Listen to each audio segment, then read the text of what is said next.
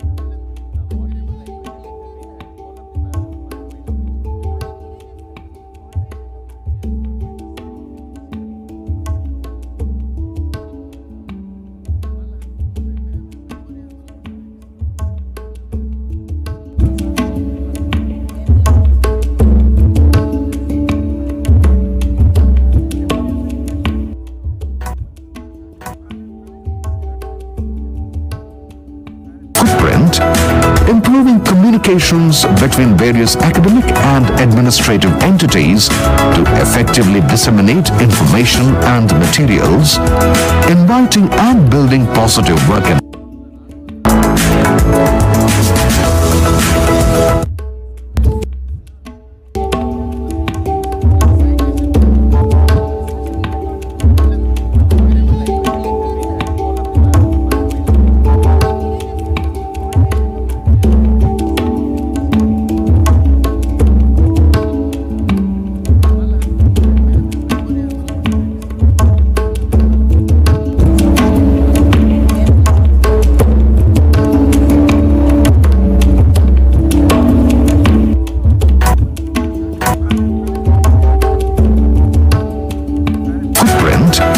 Improving communications between various academic and administrative entities to effectively disseminate information and materials, inviting and building positive work environment.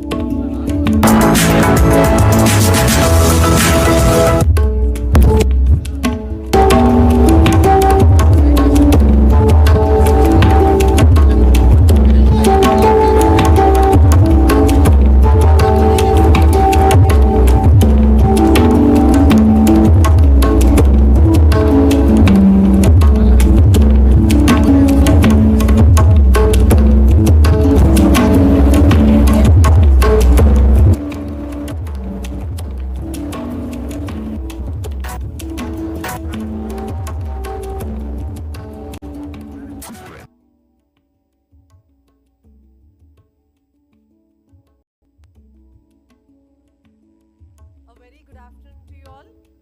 Hope you all had a wonderful nostalgic journey down the memory lane at your individual departments today in the morning. Today's deliberations will have a third panel discussion. The moderator for this panel discussion will be Mr. 𝗳𝗏𝗺 sir, Director, Greylogic Technologies, Serial Entrepreneur, Plural Technology, 𝗂𝗽𝗍𝗺. I'll now hand over the session of panel discussion 3 on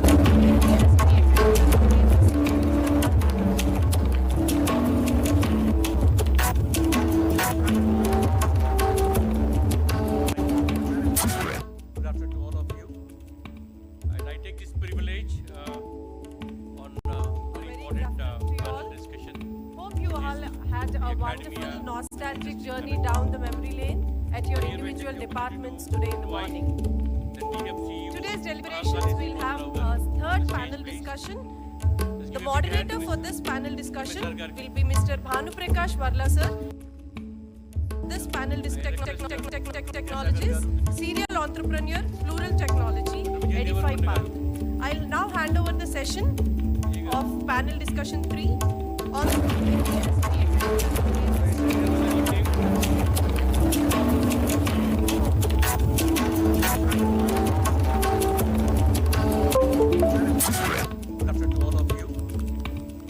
take this privilege on very important panel discussion. Hope you all had a wonderful nostalgic journey down the memory lane at your individual departments today in the morning. Today's deliberations will have a third panel discussion. The moderator for this panel discussion will be Mr. 𝗂𝗵𝗺 sir. This panel is technologies, serial entrepreneur, plural technology, 𝗂𝗶𝗻𝗁. I'll now hand over the session of panel discussion 3 on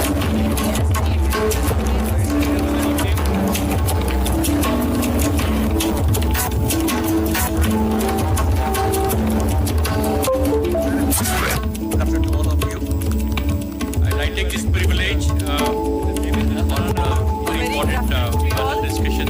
Hope you all had a wonderful nostalgic journey down the memory lane at your individual departments today in the morning.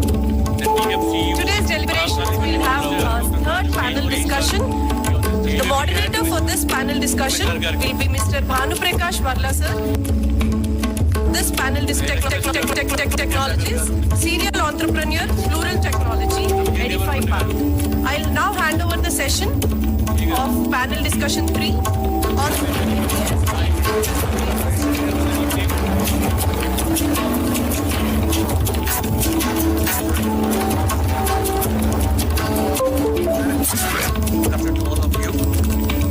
I take this privilege on a very important panel discussion. Hope you all had a wonderful nostalgic journey down the memory lane at your individual departments today in the morning. Today's deliberations will have a third panel. The moderator for this panel discussion will be Mr. 𝗂𝗵𝗺 sir. This panel is technologies, serial entrepreneur, plural technology, 𝗂𝗶𝗻𝗁. I'll now hand over the session of panel discussion 3 on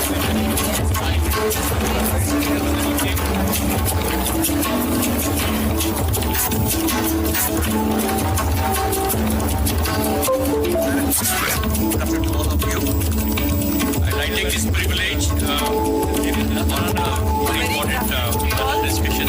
Hope you all had a wonderful nostalgic journey down the memory lane at your individual departments today in the morning. Today's deliberations will have a third panel. The moderator for this panel discussion will be Mr. 𝗂𝗵𝗺 sir. This panel is technologies, serial entrepreneur, plural technology, 𝗂𝗶𝗻𝗁. I'll now hand over the session of panel discussion 3 on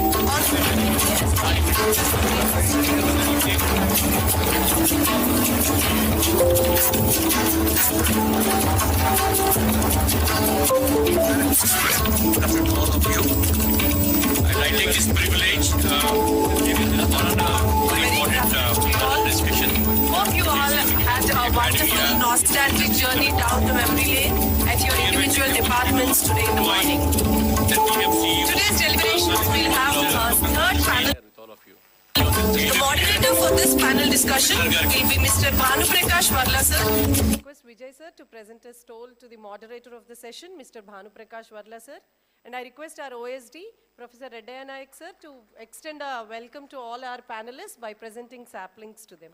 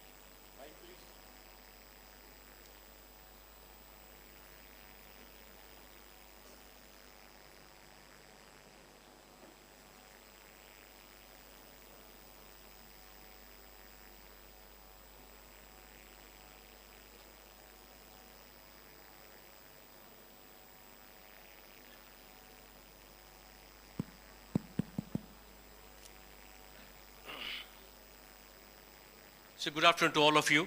I think the time constraints, you can understand. Today was a day where most of the alums went to their respective colleges and they've been interacting with them. They're having their lunch there. That's a great show. I'm sure most of them are having lunch, finishing of lunch, they're joining us. But just to give you a start before this, we had two great panels yesterday. One was the panel on tapping alumni power for an institution building. And the next was how does the global connect can happen and the initiatives taken by the Osmania University. So two great panels went ahead yesterday. And it's very great to see them, to talking about them, their initiatives and whatever the discussions that happened yesterday, what they can give back to the alumni matter. And how do you brand these? A lot of things happen today. And apparently when you come back to our panel, it's very, I feel, where the academy and industry connect.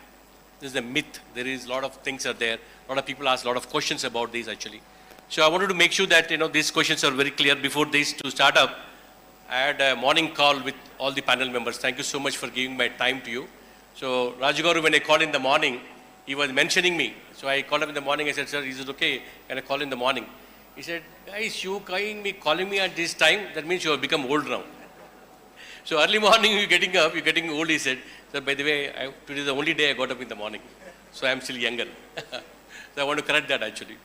And thank you so much, MS Garu, for making sure, coming back from Bangalore and making that to happen here. Everybody in the panel here. So there are a lot of challenges. There have been a lot of discussions were happening on the place. And I just wanted to push across.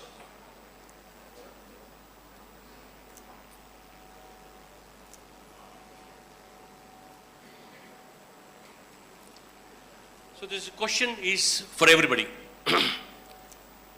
Is there a mismatch in skills which the universities prepare students for and the expectations from the industry, the fresh pass outs? There's always a challenge here. People say they're not industry ready. And there's a challenge there. People ask about that across. So is it a mismatch there or is it are we going in the right direction? Rajagaru, I'll go with you.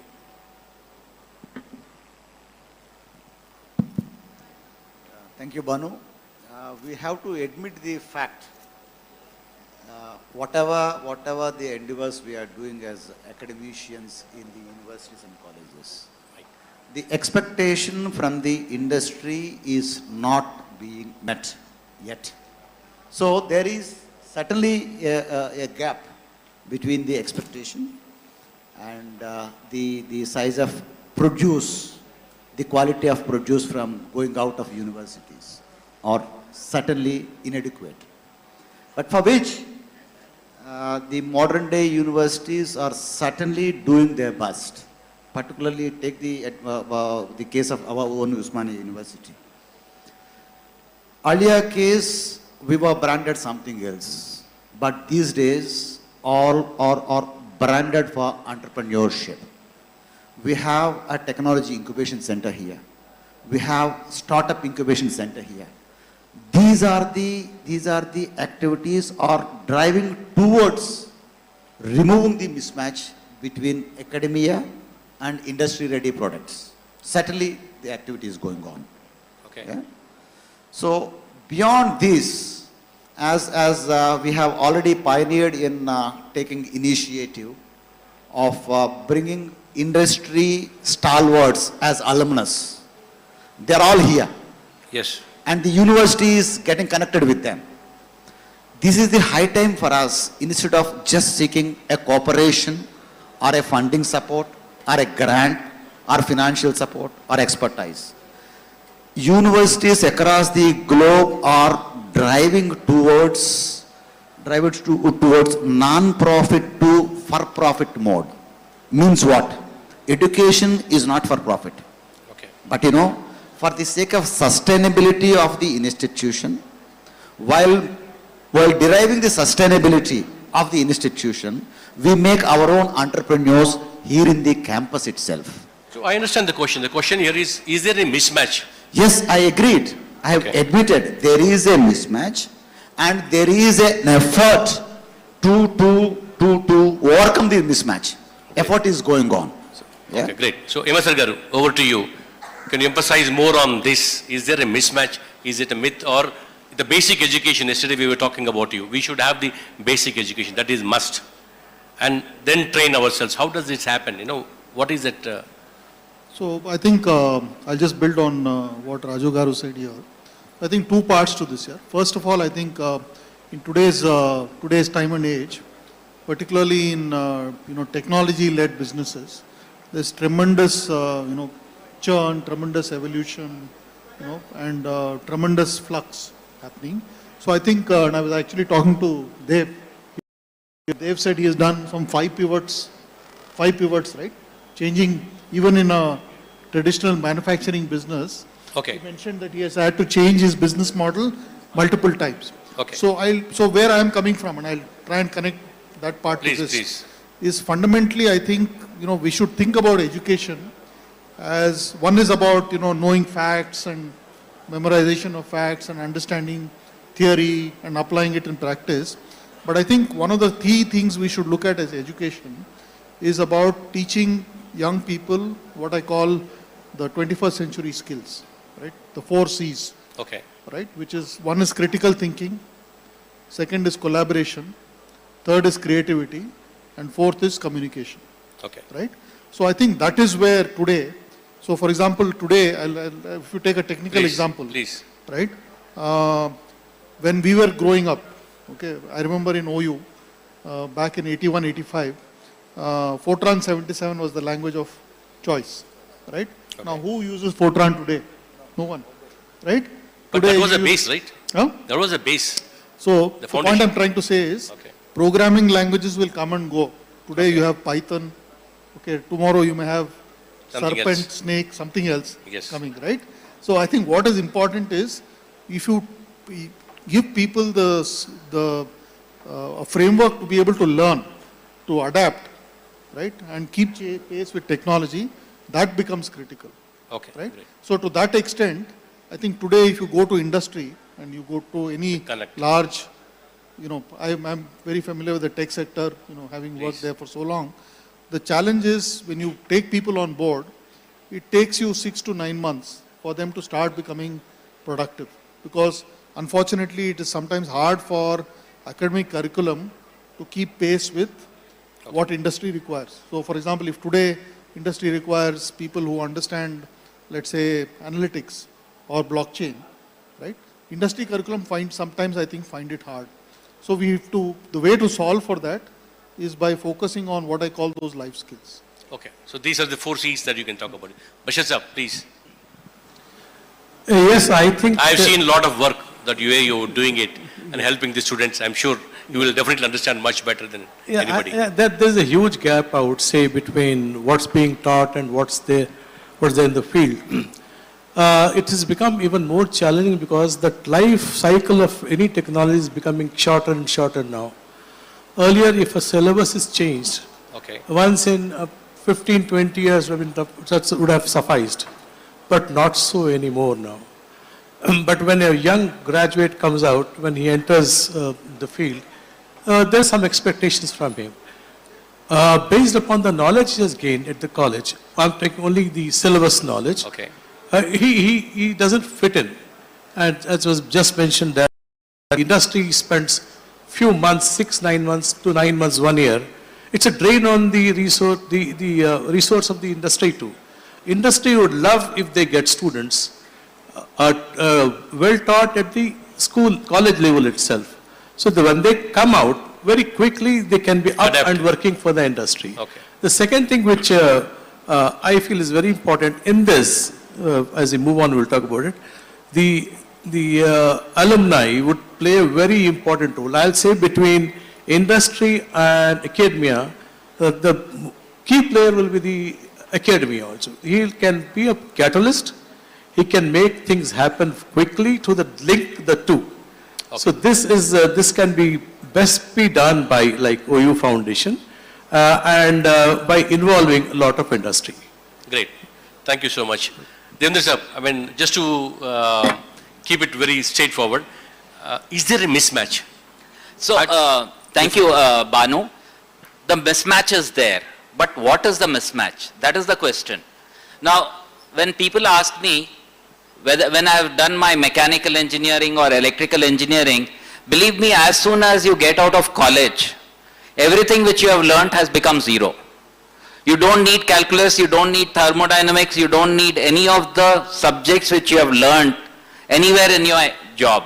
The only thing which you have learnt in the college, which is really useful in the industry, is how to learn. Now, good one. Now that definitely we are learning when we are in the college. The point is, I in industry and he in services and somebody else have various different expectations. The problem is there is no exposure of the students to the expectations which are there. So once they know, only then they can start preparing towards what it is there. So in any given place, the orientation, whether it is of 15 days or 3 months, is definitely going to be there. We cannot just lament that the students are not industry ready. Yes, we can take it more towards that.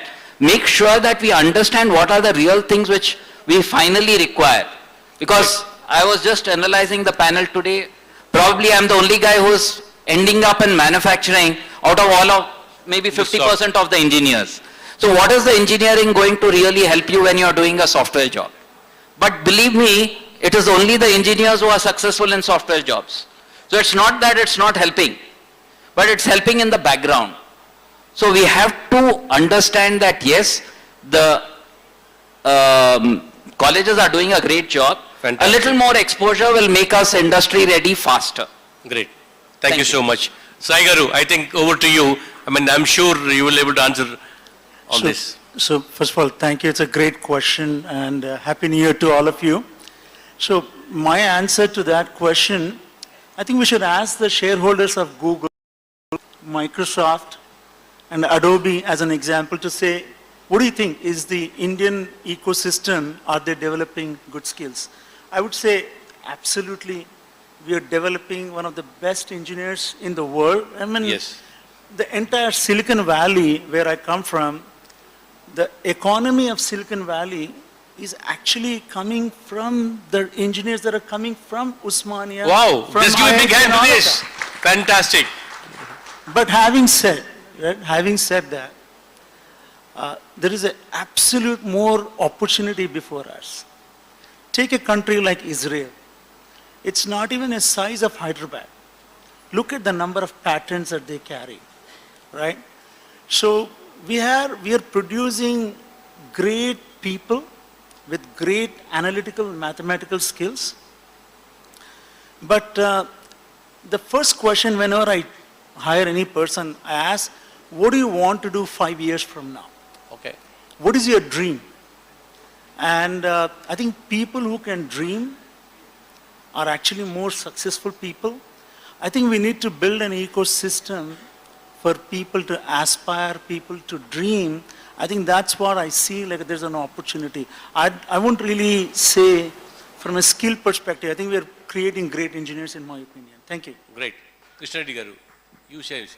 Something, is it a mismatch, the skill gap? So good evening to everybody. So there is a mismatch between the industry and the academy is there. A lot of gap is there. So as a teacher of the chemistry department, so what I find, we are teaching only theoretically, they are very good in subjects.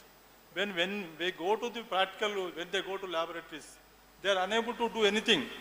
So what I mean to suggest to the Vice Chancellor of this university, there should be a change in the academic curriculum. As in MSc chemistry, there are 4 semesters. In the last semester, there should have an interaction between the industry and the students. And dissertation should be done in the industry only. So that will be very useful to the students as well as the industry. So there should have one paper or 3 months course industry. Many industry people are ready to give the opportunity for the students, especially I am talking about chemistry. Okay, great. Like this also, they can take mechanical, other industries also. Many industries have to take the students and give the training. So after completion of their course, they can easily absorbed by the industry or anywhere else. But nobody trained you, sir. But nobody trained you. You were there, right? No. In the university it is not possible to train. Okay. So you should have one semester in the semester, at least one paper should be industry. Okay. They great. should go 2 months or 3 months to the industry. It's like internship, you mean to say? Agency. For example, chemistry is there. For many drug industries, the Hyderabad is the very big hub for the pharma. Absolutely. So many industries are ready to give the training. So what I mean to say, you give at least one dissertation work for the MA students in the last semester. So Great. that will be useful to the students as well as the industry. Great, thank you. Evan Garu, what do you say, sir? Do you think there is a skill, there is a gap? Yes, Banu, thank you. So actually, universities gives the practical knowledge, little bit the book knowledge. But actually, the world gives the different challenges. So we need to explore that, we have need to international exposure. We need to bring, like someone said that we need to bring the Microsoft, some people to give exposure to the students so that, they can go globe everywhere. Great, okay. That means we all agree that there is something, there's a gap. We need to correct that actually. So, yeah, please go ahead, sir.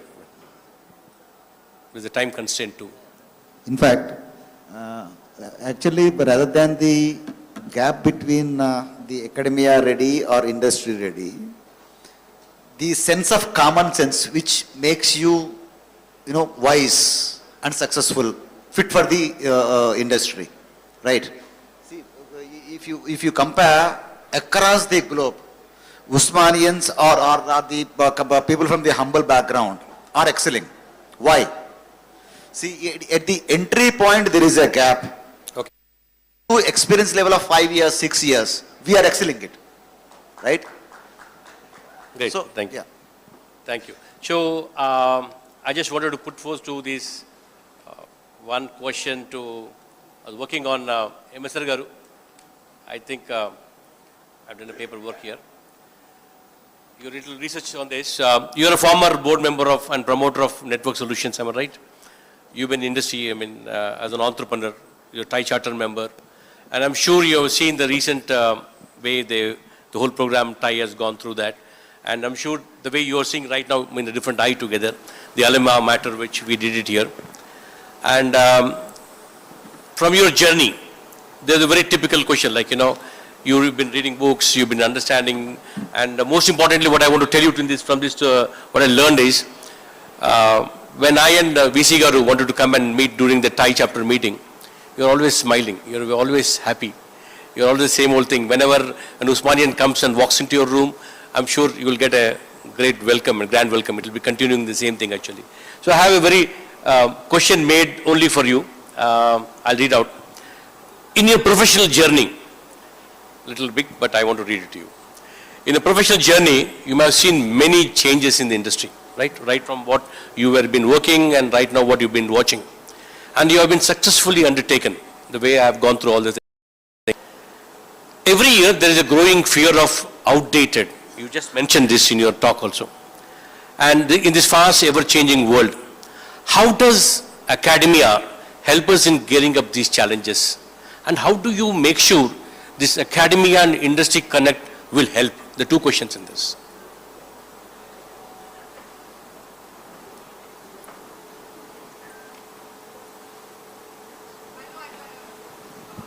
Okay. So first of all, Banu and 𝗧𝗦𝗔𝗧 Garu, first of all, thank you for having me here. Right? I think the 4 years I spent at OU were, for me, the best years of my life. I'm sure I can see on the table when you're sitting there, you both were smiling together. So for two reasons. One was made so many lifelong friends. Wow. Had some really great professors. Right? Even today when I meet Professor Garudachar, some of you may know him. Right? The only thing I can think of is utmost respect. Right? So that's the first part. Okay. Coming back to the two questions which you asked, I think, there are several models which have been done worldwide on how to promote strong academic and industry linkage. Correct. Yeah. So for example, even in India, right? Some of the IITs and IIMs, they've built models where there's a very strong linkage. So for example, industry has, I was talking to Dev here again, and Dev said, listen, I have 50 problems, right?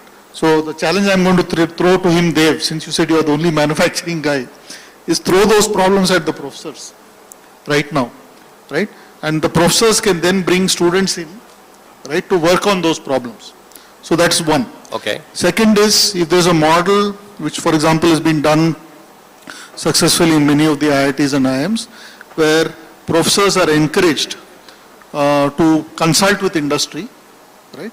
We all know, that unfortunately academic salaries today have not kept pace with industry. So that's another way of earning both fee income for the institute as well as, for the professors to supplement their income. So you get industry problems which you solve, which can be, when solved, add real value back to the industry, can also be used by professors to, continuously keep engaged and learning, right? Okay. So these are models which I think there's an opportunity for us to work together on, which is... So can you just throw an example on that? So I'll give you an example of some work which is a large automotive manufacturer, right? This is Suzuki. Okay. Right? So Suzuki, for example, has set up an autonomous vehicle center, okay, in IIT Hyderabad. Okay. Right? And working very closely with Japanese government also. With the Department of Mechanical Engineering and other departments. Okay. So students are getting exposure to next generation technology on autonomous this thing. And because clearly we know, right, that sooner or later, EVs, autonomous vehicles, maybe 10 years from now, Taking 15 over. years from here, will take over. Absolutely. So giving students first-hand exposure to an emerging technology trend.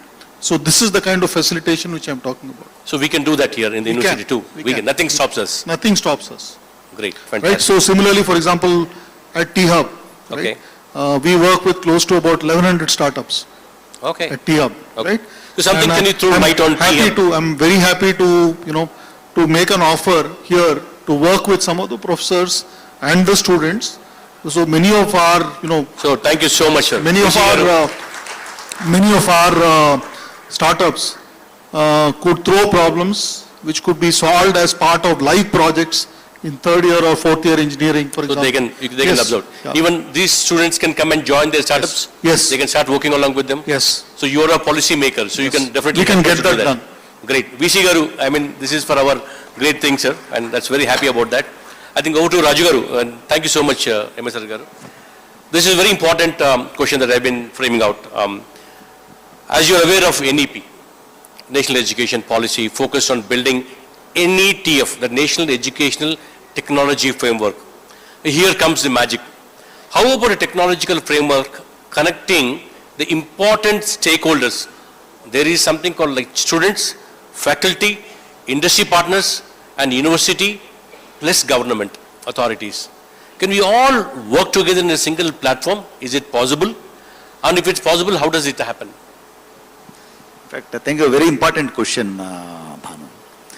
The so-called NEP, what we are talking of today, is in practice for several centuries in India. Okay. That is just being formalized now. But advent of this so-called colonial education system has given the mask on it. But now we are revamping it. Now, if you say these four different parameters coming onto one platform, that is what I was trying to mention.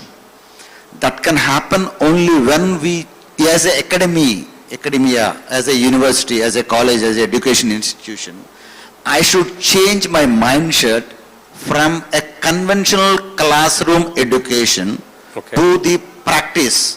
That is where the so-called professors of practice concept has come in. Okay. Right? Now, in the same lines, industry, academia, for example, why should a student only study here? Why should a student should not practice his own technology platform or an entrepreneurial venture within the university itself? at the end of the 4th semester. Okay. Be the part of the curriculum. Okay. Practice the part of the curriculum. Then these 4 parameters can match. That means what? My university will start an industry of its own, together with the alumni of our kind. We all start an industry, we generate production here, we generate revenue here. Our own students are the owners of those universities, the industries, or the business houses. Okay. Then these 4 parameters can frame up at one stage. It is very easy. But to implement, we need to change the mindset, the policy mindset, right? So for example, our dynamic VC today has taken a bold step of having Osmania Foundation to create a channel for alumni to contribute whatever they want to. Similarly, another vice chancellor, another administrator should start a business venture, university enterprise, which is in practice. Okay. You take the case of Harvard. I'll tell you an example. In my own experience in Kenya, we have a small institution called Miramar International College, which is a diploma level institution. But the diploma level institution, where whatever the admissions we take there, they are not typical students. They are the prospective entrepreneurs. Okay. Right? We give them the technology. Okay. Or they come with the technology, we incubate them. Okay. And the business goes on. Okay. They earn the fees to be paid to the institution at our own institution. Great. Fantastic. So there is something that you feel it can happen. We train them. Okay. And you know aquaponics. So taking from aquaponics, fisheries, artisans, and all the IT technologies, we are teaching them while they practice. So NEP, so-called NEP, is not a new thing, rather it is a pure formalization of the existing practices. So my question is on the framework. Yeah. Connecting all these dots, students, faculty, academia, industry, and the entire committee. Is it possible? All this yes, certainly it is possible. Only thing is we need to hire the good brains or the wisdomful brains of this sort. Okay. The wisdomful brains are together. The framework is very easy. Great. Thank you so much. Tomorrow we can make it. Great. So, Sai Garu, I mean, this is to you. You've been an entrepreneur for quite some time now, and you have been in US for a good number of years. So how does these universities address this issue in academic relevance to industry? Because you've been on the board of a couple of universities too, and I've gone through, we've been discussing about that. Can you just throw some light on this? Sure. So I can just relate, when I first went to United States, I was at University of Oklahoma, Norman. And there is something called in-state tuition fee and out-of-state tuition fee. So if you get a project, you get an in-state tuition fee. I got in a project of Department of Energy, and my school fees dropped by almost 80%. So that's like number one. So there is a motivation for every student to get onto an industry project because your tuition fee drops. That's one motivation. I don't think that thing is in India at this point of the time, but you want to create an incentive for kids to work on a project. That's number one. Now the next is, you have like a kids, it's a bonded labor for 4 years in engineering. 4 years, you have got them. They don't quit and join another company. They're for 4 years. So they're dedicated, they're committed. They're working in this, they're in the school, so they are going to be in the school, right? So they're 4 years. All fundamental technologies in the United States actually came from universities. The entire internet came out of So it's a cookie cutter model, we can put it here right? too. So if you can motivate students, if you can get the professors to also work on these industry related projects, then the third thing is, how do you create capital, right? One is bringing in the industry to work with you to create the capital, that's number one. The other important thing is, if you look at the buying power of the government, they spend like a massive amounts of dollars in buying printers, they're buying technology and all of that. Instead of buying, and if they can route it through the university, you create a capital. Great, that's a good point. Right? So capital, people, and involving the professors, the academia, three of them put together, you can create a marvelous value proposition. Fantastic. Thank you so much for that. Now over to you, 𝗹𝗫𝗀𝗧 sir. This question is to you. Like, you have been discussing about this. Your son actually was doing a similar course somewhere in the university in US. So you were talking about there is such a great model that has been created, the industry and academia connect. Can you just throw some light on that? So, like I was just saying, if you look at industry, what do we have and what we don't have?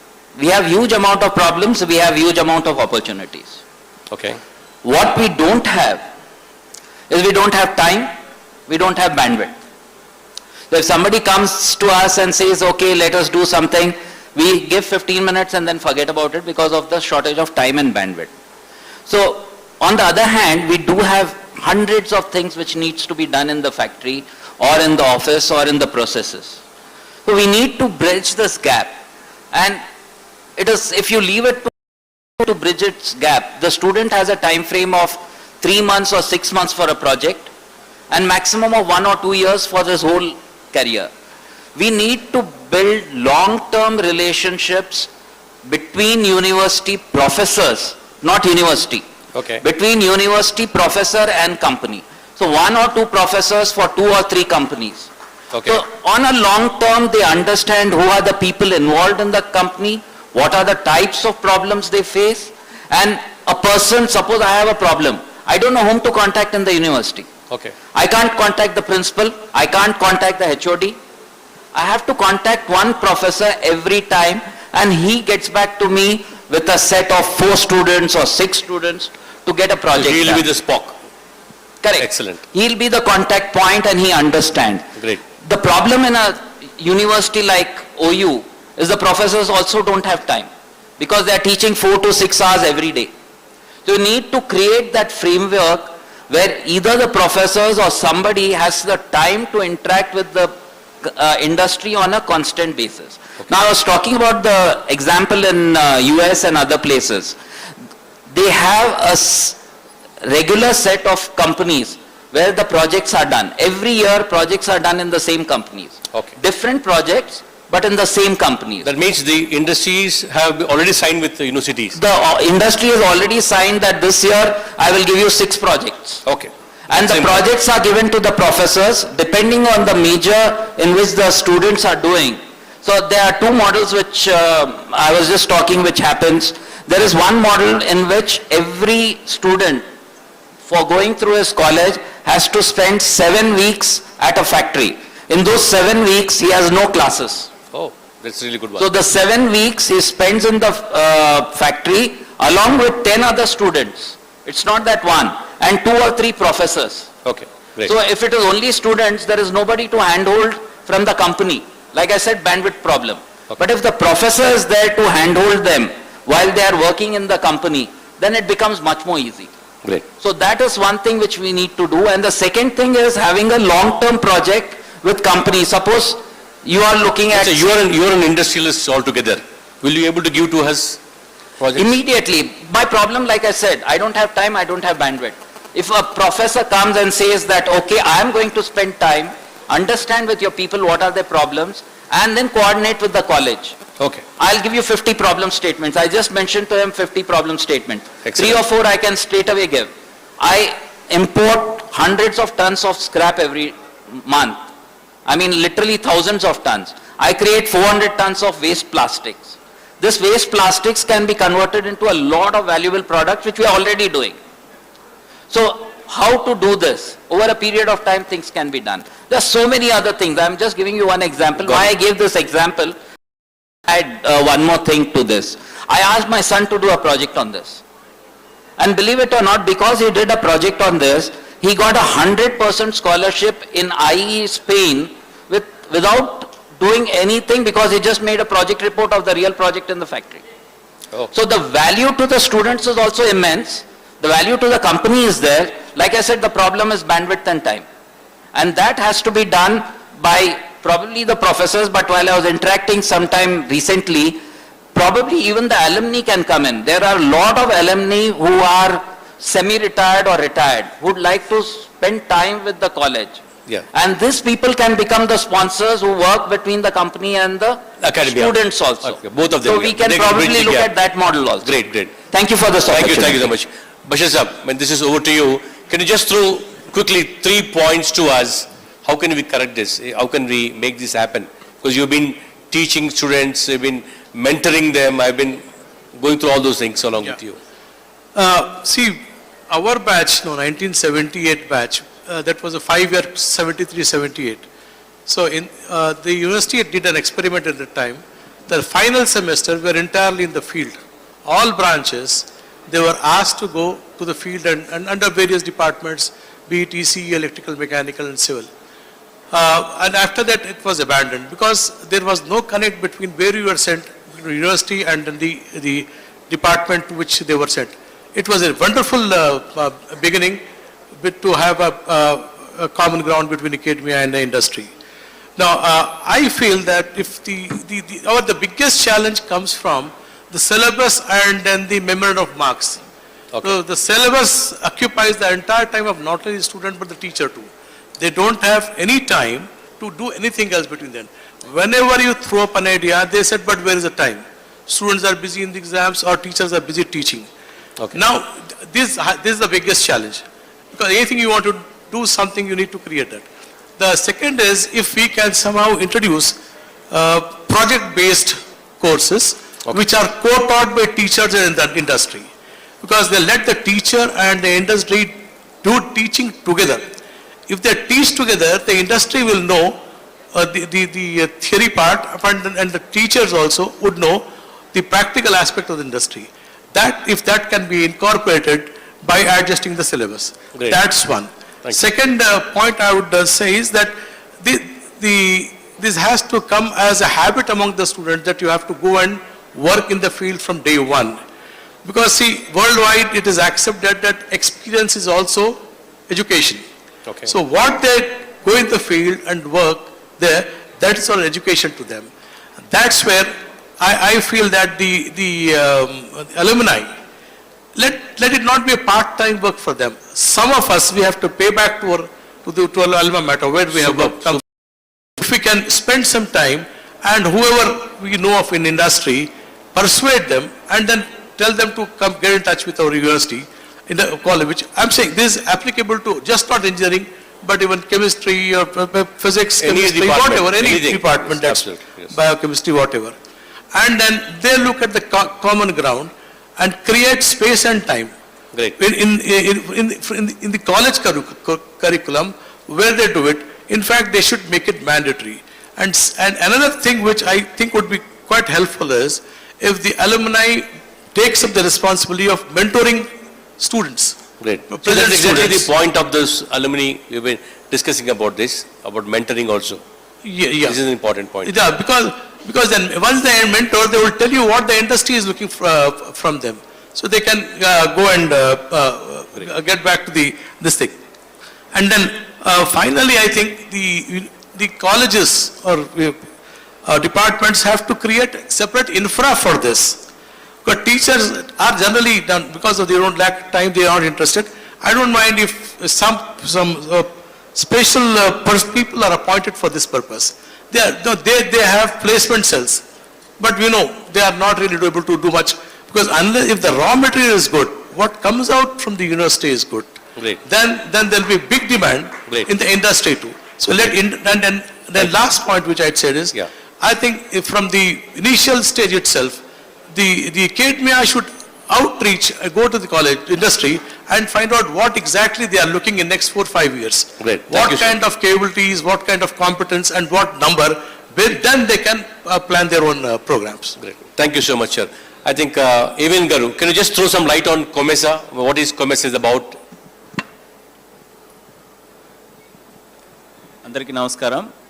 So 𝗂𝗽𝗃 is for common markets for East and West African, South African countries. It's a 21 countries group of this one, and I am the Trade Council chairman from the India.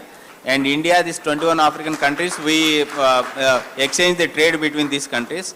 I am now happy to announce that we are going to have a tie-up with the Osmania University for all these 21 countries, and we are going to have the exchange program, students exchange program from African countries to Osmania University. I am going to take a lot of professors from here to African countries. We will do the foreign language, all African languages we are going to introduce from Osmania University.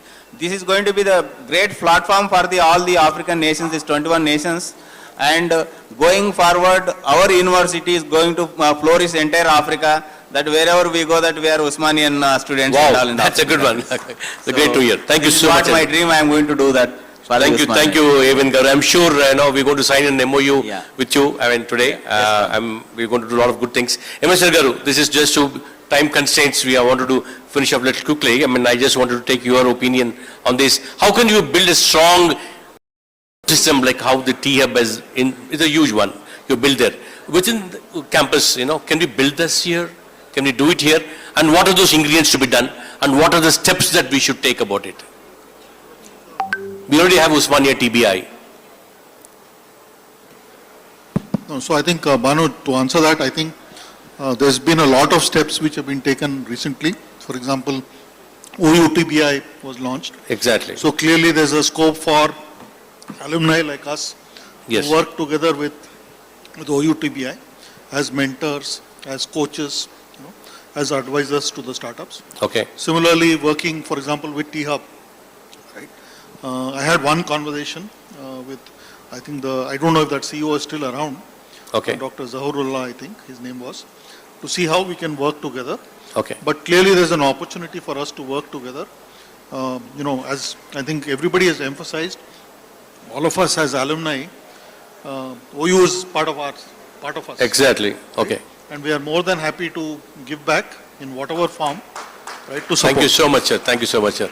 Mr. Reddy Garu, just before closing it up, I just wanted to throw some light on this, and how we can do this, what changes can happen.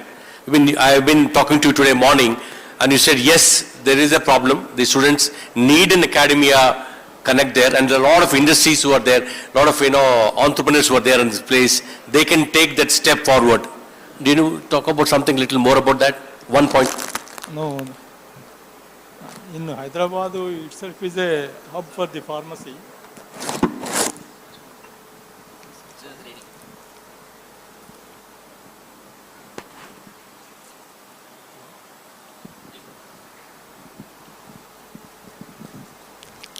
So the Hyderabad itself is a hub for the pharmaceuticals. Okay. So many pharma industries are ready to take the students. When they are in the final year course, they can be given training. By Suransa suggested that one professor can accompany the 10 students. It's better to give them more training. So otherwise these people will go, they will destroy the laboratory. So nobody will going to give the training. So accompanying of the professor with the 10 or more students is always better. Oh, great. So this can happen? This can be done. Okay, excellent. So I will take care of the industries regarding giving the opportunities for students. Great, great. One word from him, everybody will give them. Oh, fantastic. That's a good show across picture to you. Sai Garu, just to close, before closing it off, do you think that what it can happen there in other universities across the globe, Sonana Garu also was talking about this, can we implement this here with the help of alums you are here? Yeah, absolutely. I think it can happen. Again, to do anything, number one, you got to have a vision. Okay. And you got to have an execution plan. And number three, you need to have to measure what you are trying to aim. So for instance, take this particular thing, what you're kind of really talking, right? If you were to bring the alumni and say, take care of one student. Wow, just one student. This is a good point. Excellent point. Each person takes care of one student in terms of inspiring and helping them to cross the line. I think a lot of things can happen. It can happen. It can. Fantastic, sir. Thank you. That's a good point that you mentioned to us. So before we closing remarks, I just wanted to ask you, this academia industry connect, which can happen, this is a big challenge actually. So how can on alum side, like, can we have a policy maker? Sir, M.S. Sargar, you have been in the policy maker, all these things, we're talking about it. NEP has now come, National Education Policy. There should be something to be done on this, connecting this academia and institutions, the education institutions and the industry connect actually. So can you just help us, how will government help us in this? Will government help us in this area? I don't agree with you, Devendra Garu. So I can answer that. No, seriously, I don't agree with you. I can answer that in two ways. No, you were asking me no. I can answer that in two ways. Please. One is the politically correct way and the other is the right way. Okay. Okay. So I'll answer the right way. I don't want to get more political here. So I'll say I'll answer the right way. I think government has no business to be in business. Okay. So I think it is up to us here, right, to work together. So we can, I'm happy to volunteer. I'm sure everyone here is happy to volunteer. Yes. To work along with 𝗧𝗦𝗔𝗧 Garu and others. Absolutely. Have one person from your team, sir, who is responsible to make this work. Let us start a pilot project this year. Right? Absolutely. Sir, with your permission. Great. Devendra ji, I'm closing remarks to you. You said no. Please answer this. I don't want to make it political, by the way. See, asking government to help in something like this is absolutely stupid. Okay. Let me be very, very blunt, absolutely stupid. It is upon the colleges. According to me, it is mostly upon the professors. The colleges have to make the professors free, and then the professors have to take it up. The alum can help. I mean, if Mr. Krishna Reddy in his position tells the industry, please help, it will happen. But if you ask the government to do something, nothing will happen. But there are the policy makers, right? There are the policy makers. That's what I'm trying to say. As a person, a pollution control head can tell a company, please take 10 people as interns, they will happen. Great. But that is like a little bit of arm twisting, nothing more than that. Let me be very clear, alumni can help, but it is upon mainly the universities to take advantage of the alumni. Excellent. And the industry is ready. See, industry is very clear. We have a clear profit motive. मेरे को इसमें क्या मिलता? Okay. Nothing less, nothing more. I'm not doing it. If I'm getting some students there, like he said, they are captive, working people with lot of intellect. If I can use them without paying them salary, why will I not do it? Okay. So you have to make it a win-win situation for everybody concerned. It can't be a win-lose. The industry has to win, the academia have to win, the students have to win. And the first question, coming back to the first question which you asked, is the students' industry ready? Okay. If the students go to the industry for 2 months, they will become industry ready. Because you can't make them industry ready sitting in the college. Okay. They have to be on the industry shop floor for 10-15 days and assimilate the environment to become industry ready. Okay. They cannot be taught. But once they are there, without anybody teaching, they will become industry ready. Okay. So the real learning can happen over there. First and the last question come together when you do this. Fantastic. Thank you. Great. Thank you so much. You want to add some point on this? Can I add one point here? Yeah, please. So let's take at least a couple of points here. Like I'm sure you will not be political on this. Yeah, I don't want to talk about the political stuff. But a couple of things here, right? Stanford made like a lot of money when Google went IPO. Okay. Okay. So having universities own a pie of any incubation when they sell or whatever, is one angle you should really think. Always vitamin M solves like a lot of problems. Figure out how everybody can make money. Okay. Okay. The universities need a lot of money. Let the professors, I would say, pay for only 70% of their time for teaching and 30% of their time, let them make money working with industry. Okay. Okay.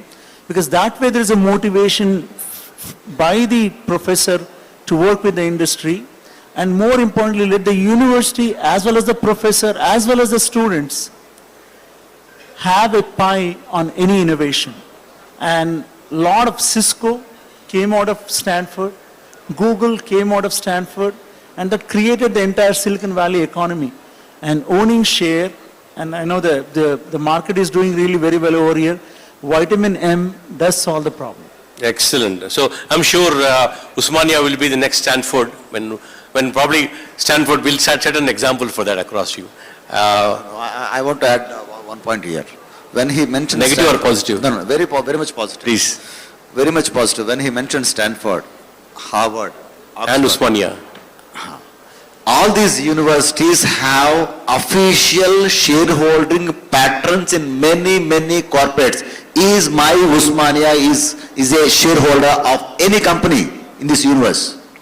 If I start my mind from that question, Great. industry is connected. Let's do it. Right? Sir. Number one. Number two, when you have requested Shri 𝗂𝗧𝗧 Garu, can the 𝗳 model be implemented here in OIS? Osmania is already a 𝗧 for several years. Right? If it is a 𝗳 today, that is the origin from Osmania. Right? Great. The mind of creating 𝗳 is the origin from Osmania itself. Oh. There is no ambiguity in it. Great. All the industries, all these minds are for Osmania. All we just need is a simple bonding, as he rightly mentioned. We need a point of contact. Point of contact, if somebody is there, the whole industry is totally connected with Osmania. Great, fantastic. Osmania can become 𝗧 for wholeheartedly forever. Thank you so much, and that's a great show actually. And thank you so much for your valuable time today. So we have 𝗂𝗧𝗧 Garu. We wanted to sign an MOU with 𝗳. Just give a big hand for this, accepting us to work along with you. I'm sure whatever your promise is now showing to us, we'll be discussing about this. How can we help this ecosystem over here? And even Garu, we're also signing an COMESA with this. We are going forward here. So I request Dr. Vijay Garu to come here on the stage, please, and 𝗂𝗍 Garu. Vijay Devarkonda and 𝗂𝗍 Garu. And OSD Garu also. Lakshmi Garu, sir, you're here actually. Yeah, and 𝗬𝗏𝗏 Garu, yes, of course. So we'll just push this table here front so that they can sign an MO here.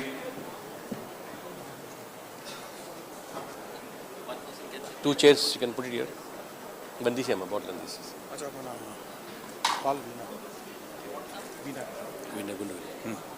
𝗂𝗏𝗏 Garu, I can request you to be on the stage, please.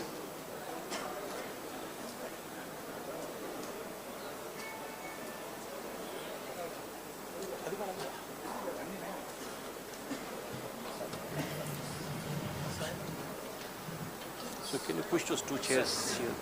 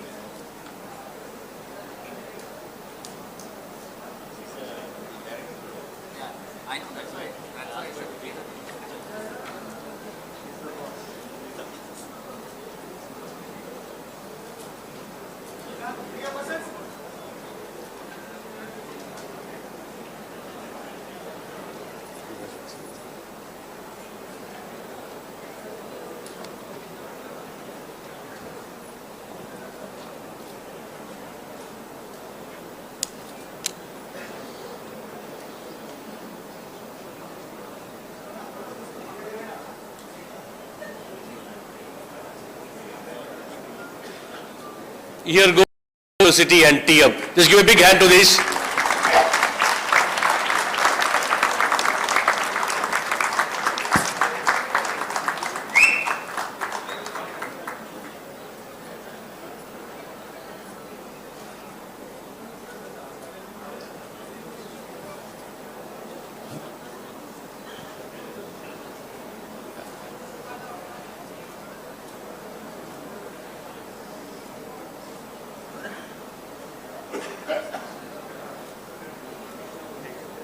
Congratulations, sir. A good job for you. Take it forward. Sir, thank you so much. Thank you so much. I request 𝗂𝗏𝗏 Garu to come forward, and the director, please, the young director who is standing here. I couldn't get your full name. Huh? Gauthami, please. Yeah, she's, please.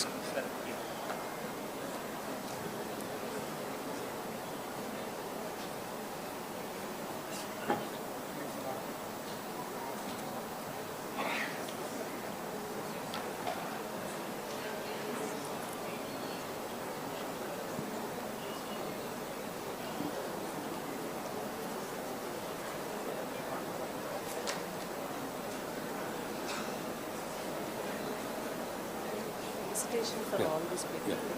Yes.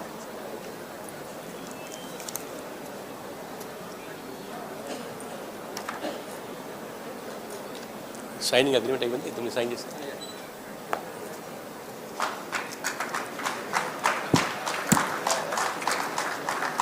Congratulations, sir.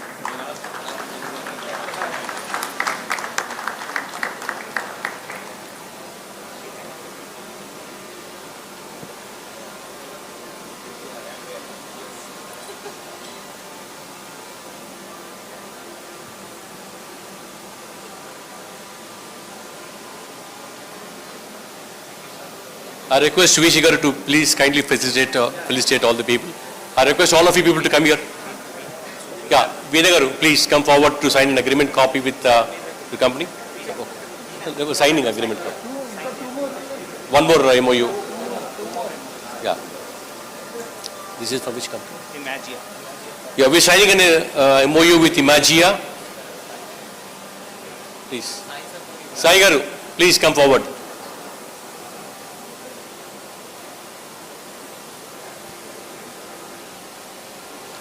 Probably this is called the power of alumni. Just give a big hand to this.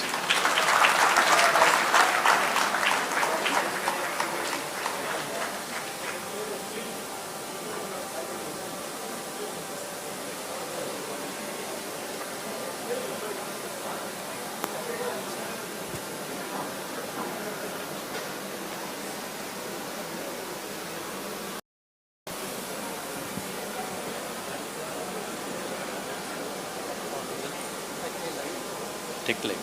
𝗧𝗦𝗃 Everything. 𝗧𝗦𝗃 Foundation. Bill na? Vale. 𝗧𝗦𝗃 Foundation bill dega. Enough.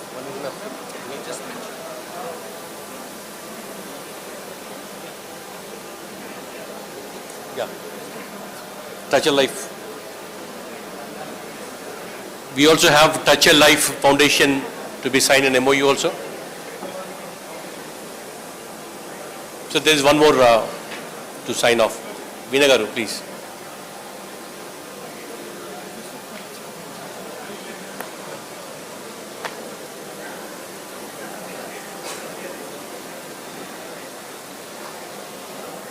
Felicitations, please be ready.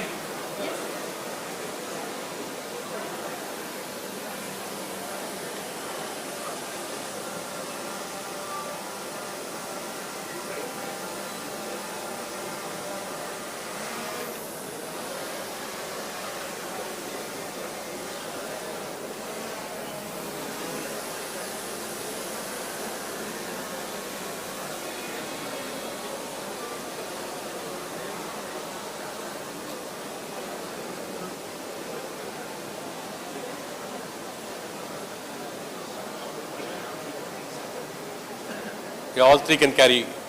Hold it. All three of can you? Yes, please.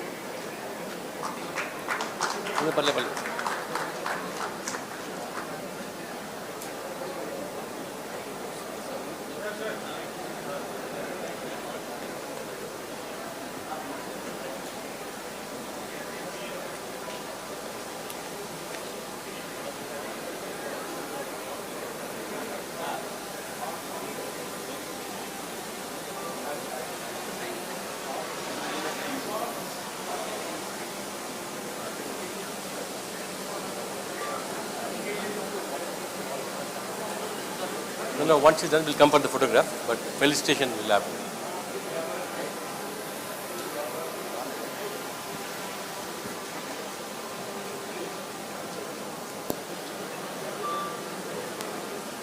You want to announce something about this?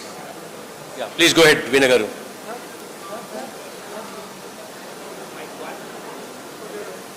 Mic 1.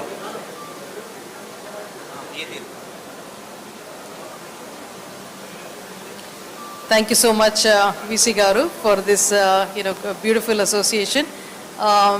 For the alumni and the audience here, we are very, very pleased to announce that we are setting up 𝗬𝗫𝗃 AI Labs in the ECE department along with the foundation of university.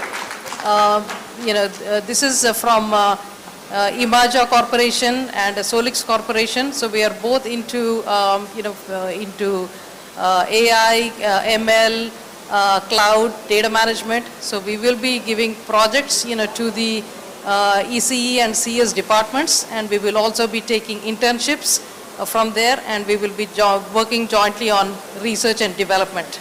Excellent. So this is Thank the you first so much, one. Thank you. And you want to talk about transformers? One other thing I think on the social entrepreneurship, I think there is a tremendous opportunity to use the OU facilities to incubate like a social entrepreneurship ideas.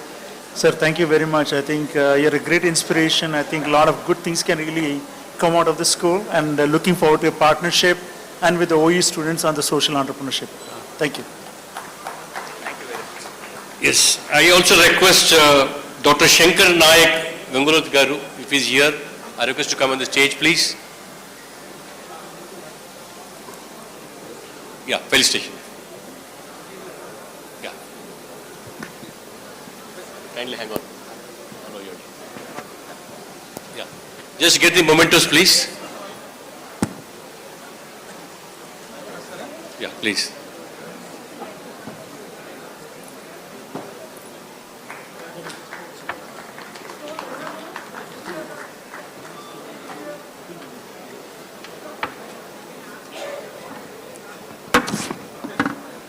Sai Garu, please come forward.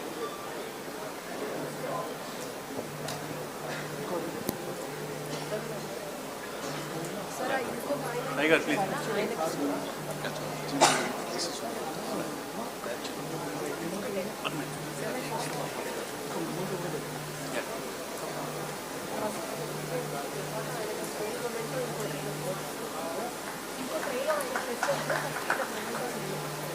Bushes up, please.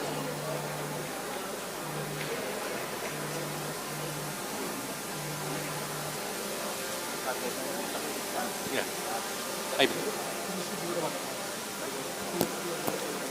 Devendra sir.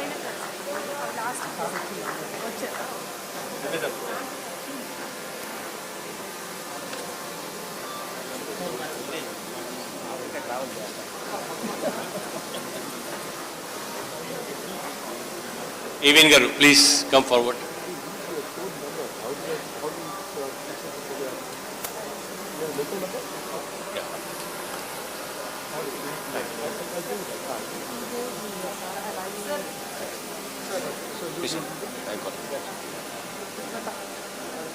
Krishna Reddy Garu, please.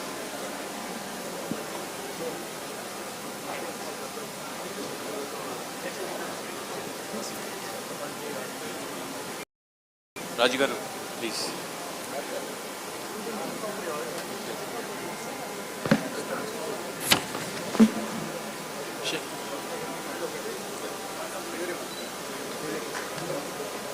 Shankar Nayak Garu, please come forward for all your great work that you have been doing to us. Lakshminarayan Garu.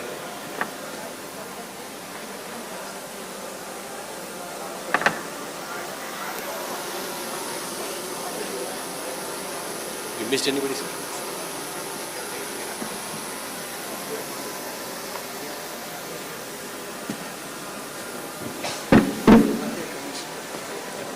He's our RTA Commissioner. Thank you so much, Anil, for all the great work that you've been doing us on the Alumni Telugu department.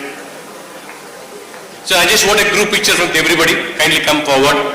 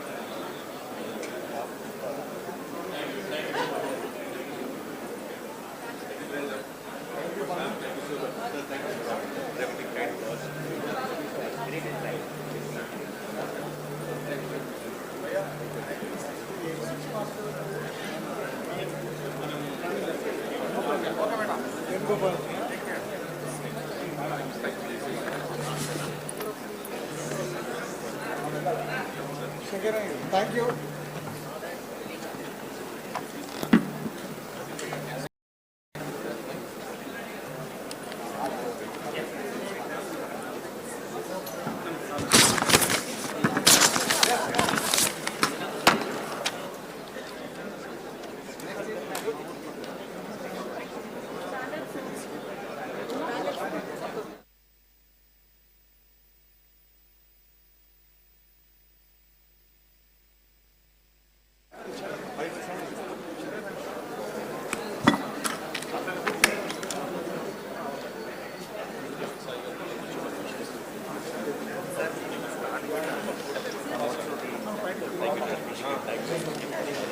Time constraint, pushing me, sending messages to me.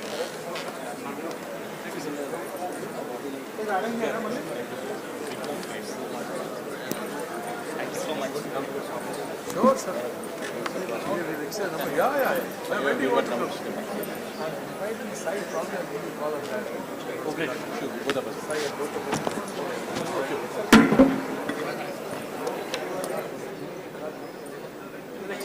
Yep.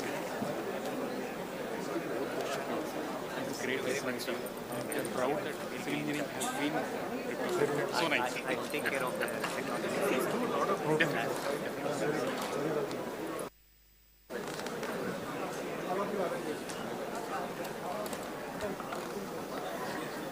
We once again thank all the panelists of the technical session 3 for their interesting deliberations, and indeed it's a momentous occasion for Osmania University because we just entered into MOU with 4 very big firms, 𝗂𝗽𝗱, 𝗂𝗽𝗱, 𝗪𝗔𝗪 and TAL transformers for incubation related activities in lines of social entrepreneurship. Can we have a big round of applause for this occasion to be remembered? And that talks about the success of this magnanimous global alumni meet. We thank once again all the members who were associated with this. Before we move to the technical session 4, we have an interesting talk by one of the proud alumnus of Osmania University, Mr. 𝗧𝗦𝗔𝗧 𝗚𝗏. He's a young entrepreneur, director of 𝗬𝗏, and he's listed under 30 in Forbes. So I think it's a very big achievement, and we proudly present to you Mr. 𝗧𝗦𝗔𝗧 to talk to all our alumni about the contributions that they can make to the alma mater. Over to you, sir.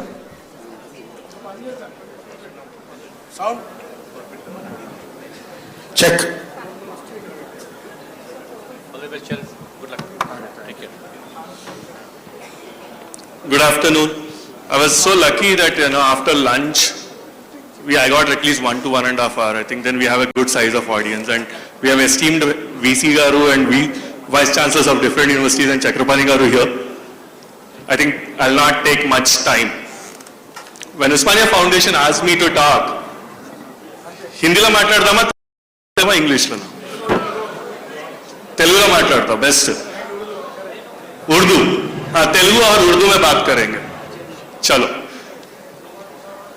पहली बात है, first thing game అని పెట్టినప్పుడు నాకు first వచ్చిన mind లోకి వచ్చిన word Telugu word గుర్తొచ్చింది. గమ్యం ఇంగ్లీష్ లో గమ్యం అని రాసినప్పుడు ఫస్ట్ GAM తర్వాత YAM అని ఉంటుంది. అంటే గమ్యం మన ఉస్మానియా యొక్క గమ్యం ఒక రీస్టార్ట్ ఈ గ్యామ్ అనే మీటింగ్ తోటి అయిందని మనం అందరం అనుకుంటాం. First give a big round of applause to all the people who are responsible that we are together here. చాలాసార్లు ప్రతి కాలేజ్కి పోయినప్పుడు ఒక IITN, EN అని అంటుంటారు జనరల్గా. IIT, IAN, IITN.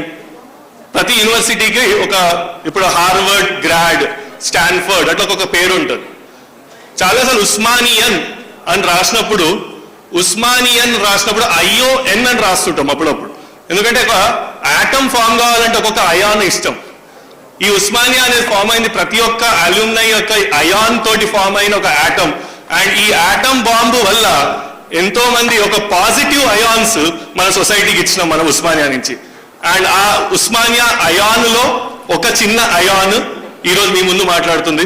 When I started my first company 𝗬𝗏 అని స్టార్ట్ చేసినప్పుడు very few colleges I was just missed my IIT.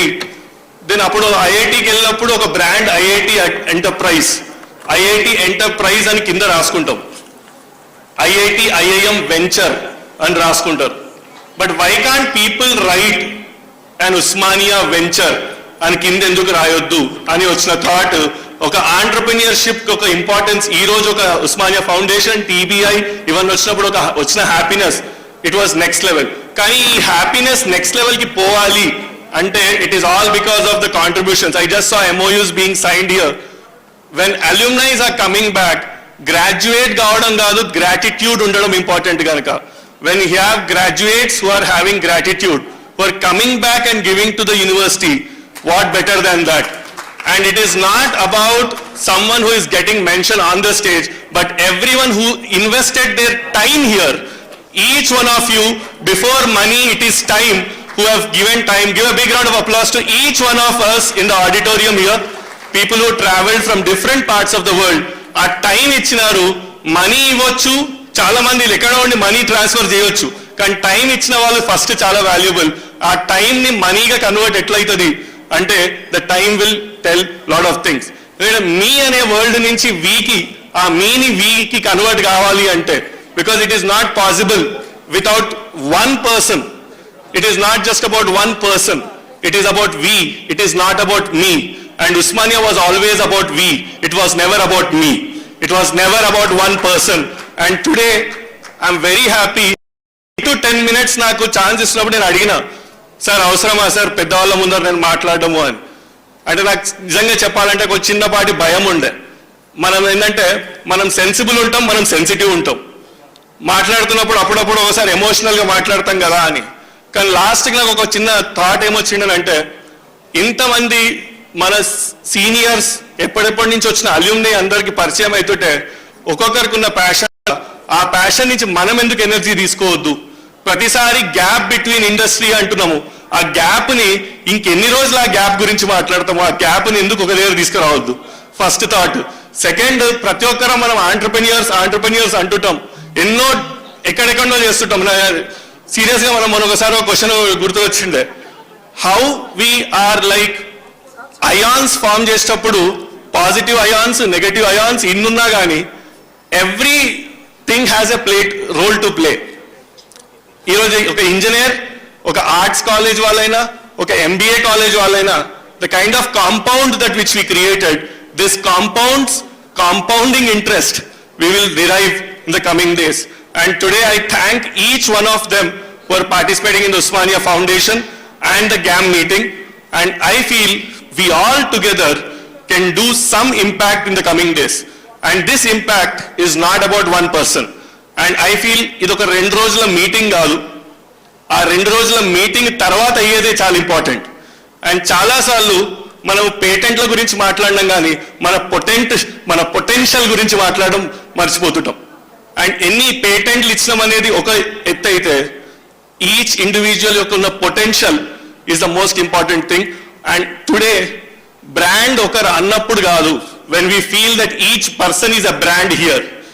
ఒకరు చెప్తే మనం బ్రాండ్ కాము, ఒకరు మనని బ్రాండ్ చేయరు. మనకి మనం ఫస్ట్ బ్రాండ్ అనుకున్న రోజు we're the first brand. And మన కన్ను మనం పొడుచుకోవద్దు, మన గురించి మనం పాజిటివ్గా మాట్లాడినప్పుడు లోకమంతా పాజిటివ్ మాట్లాడుతుంది. ఆ ఇండక్షన్ థియరీ తోటి ఏ రోజైతే మనం బయట పోయి మనం గురించి మనం మాట్లాడితే, ఏ రోజు నాకు ఈరోజు ఇందాక గుండవల్లి గారు వాళ్ళు స్టాన్ఫర్డ్ గురించి మాట్లాడుతున్నప్పుడు అనుకున్నా సార్ నా ఒకటే రిక్వెస్ట్ స్టాన్ఫర్డ్లో స్పీచ్ ఇచ్చినప్పుడు ఉస్మానియా గురించి మాట్లాడండి సార్. మాకు కావాల్సిన స్టాన్ఫర్డ్లో ఉస్మానియా గురించి మాట్లాడాలా, మన ఇండియన్ యూనివర్సిటీస్ గురించి అమెరికా యూనివర్సిటీలలో మాట్లాడాలా?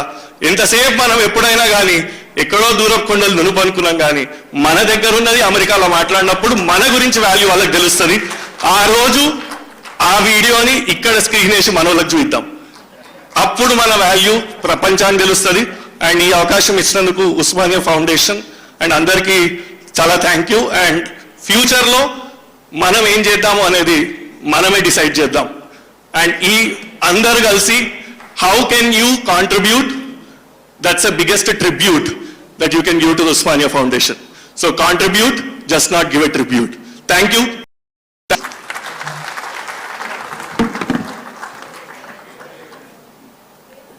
Thank you, sir. With your inspiring speech, I think you have given enough activation energy for all the ions to reach a state of excitation. We are now just waiting for a successful chain reaction. Thank you. We will now move to the technical session 4, before which I request Dr. Nazia, Coordinator, Directorate of CAP, to make some announcements.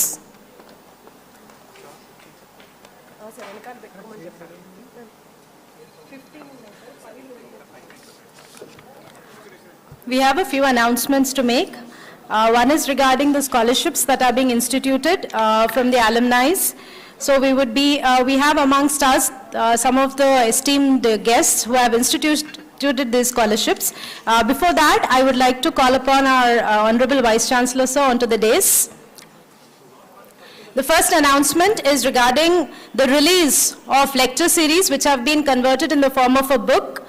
These lecture series are titled as Socio-Economic Development and Economic Growth, which are being delivered by Shri Bharat Lal. Sir is a former Secretary Lokpal of India and currently Director General of National Council for Good Governance.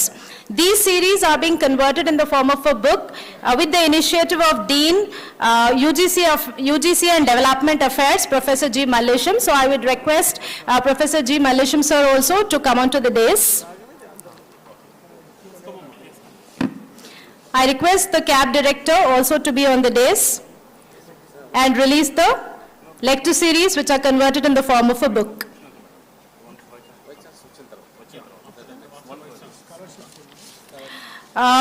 We would now go straight away to the scholarships. The first scholarship is being instituted by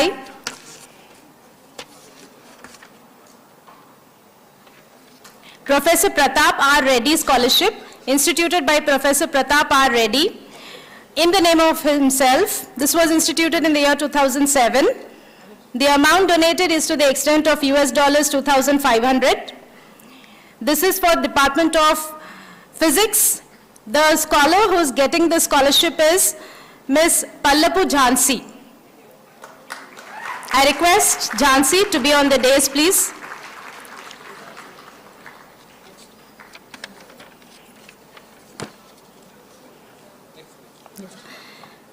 We have amongst us Professor Konda Ramchandra Reddy. Sir has instituted Professor Konda Ramchandra Reddy Scholarship in the memory of his father in the year 2009. Amount donated is $5,000. This is for the Department of Psychology, and the scholar who is getting the scholarship is Mr. R. Praveen Kumar. I request him to be on the dais. With us, the person who instituted the scholarship, Professor Konda Ramchandra Reddy.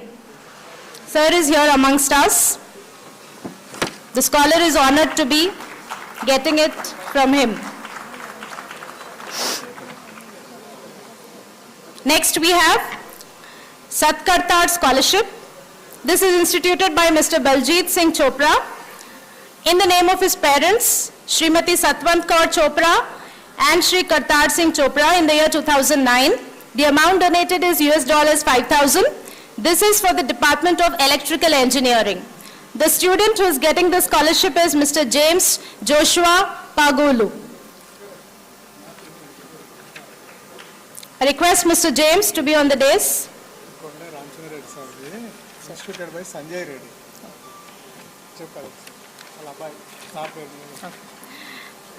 The scholarship given to psychology, that is by Professor 𝗂𝗽𝗱 𝗵𝗵𝗃 scholarship, is actually instituted by his son in the name of Sir. So the institutor is here, his son, Sanjay Reddy.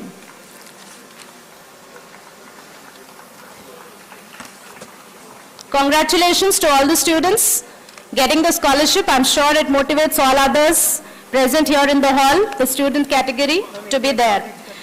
We also have amongst us, from the, when this Tagore Auditorium got inaugurated on 27 July 1968, the person, one of our alumnus, Ram Mohan Reddy, alumnus of Law and Mechanical, who is currently Advocate Supreme Court and High Court, is also amongst us. Thank you for coming, sir.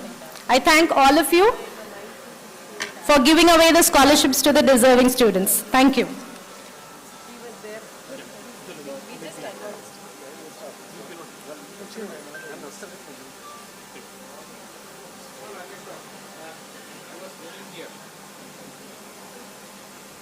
The respected organizers, ladies and gentlemen, in the High Court I saw the poster.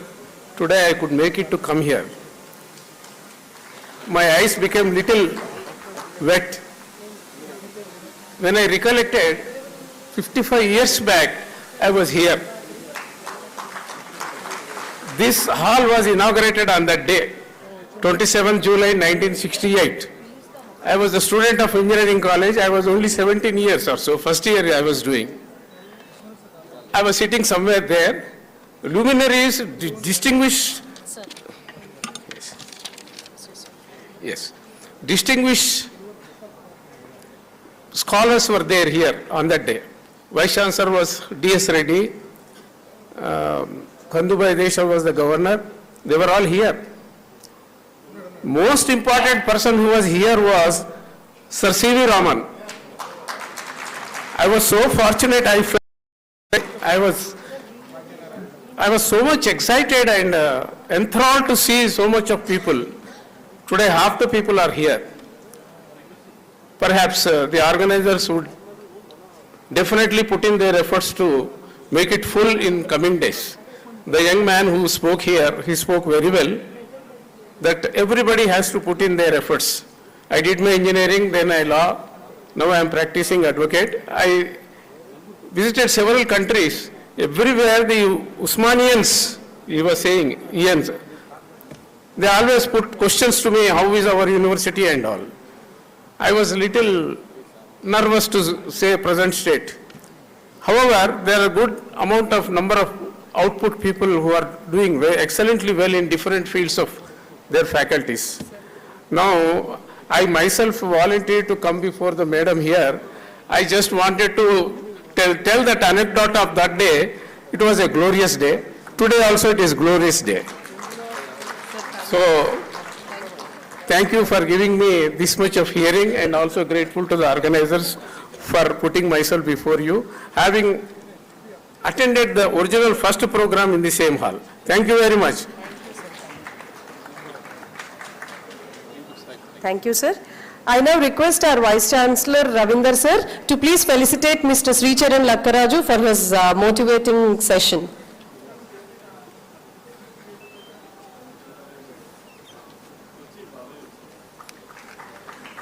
It's not an easy task to be listed 30 under 30 in Forbes. I think he deserves a bigger round of applause, especially from all the younger alumni. Please take him as an inspiration to achieve greater heights in your career.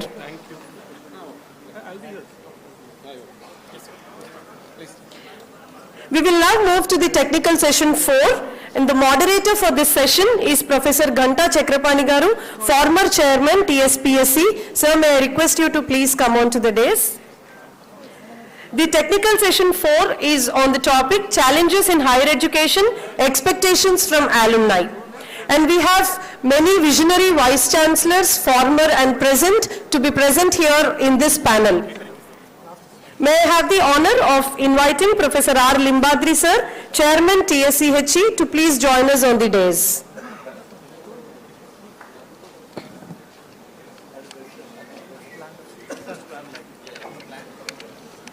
I request request Professor Venkatramana sir, Vice Chancellor RJUKT and Vice Chairman 𝗳𝗧𝗺𝗃𝗃 to please join us on the dais.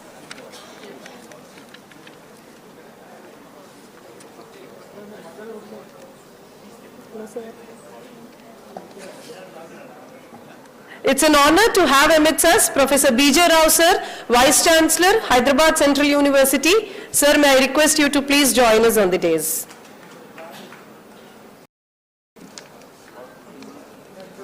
I request Professor D. Ravinder Gupta sir, Vice Chancellor, Telangana University, to please join us on the dais. May I request Professor S. Mallesh sir, Vice Chancellor, Shatavahana University, also to be here on the dais.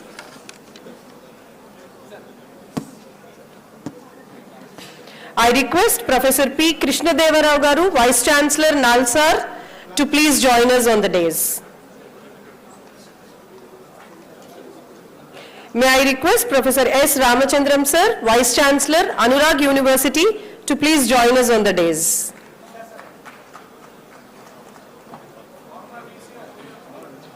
He was the former Vice Chancellor of Osmania University, and he was the one who was successfully conducting the centenary celebrations of Osmania University.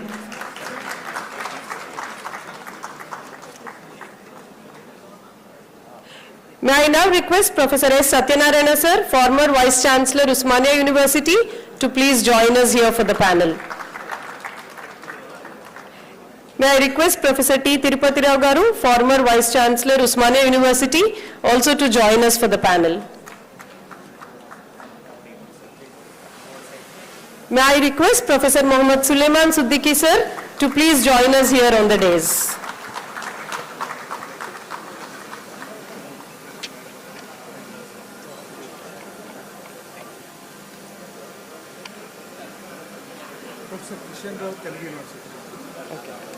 May I request Professor Kishan Rao Garu, Vice Chancellor, Telugu University, to join us on the dais.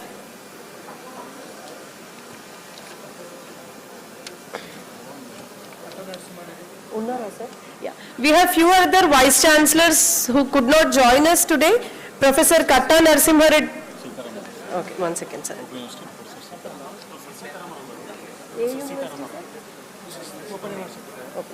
May I request Professor Sita Rama Garu, Open University Vice Chancellor, to please join us here on the dais.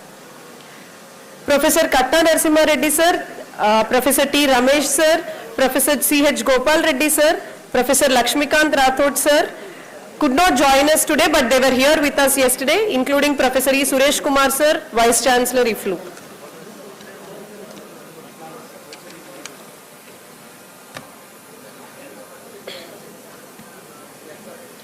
Please put your hands together. We have so many legendary Vice Chancellors on one platform.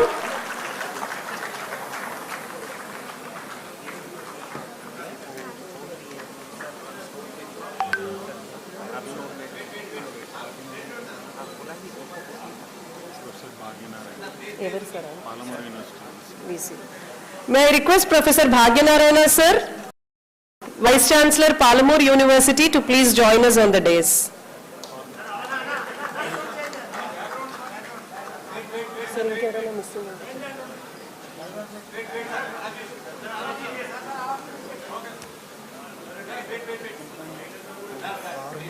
Okay.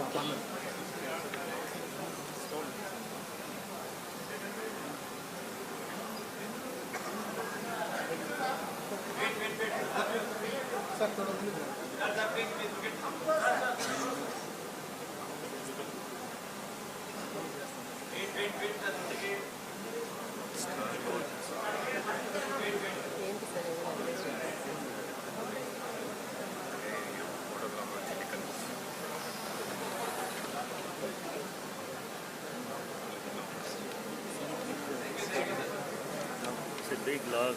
Yes. I think this is the largest panel ever.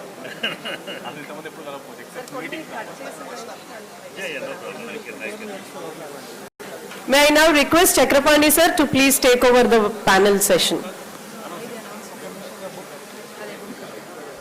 Amidst the august gathering of all the former vice chancellors here, we would be releasing the book which I have announced a little earlier. The book is about the lecture series, the Foundation Day lecture series, delivered by 𝗳𝗏𝗺𝗺𝗃, former Secretary 𝗂𝗶𝗃𝗁 of India, Director General, National Council for Good Governance. These lecture series are converted in the form of a book by the Dean, UGC and Development Affairs, Professor 𝗳𝗬𝗪𝗺𝗀𝗻 sir.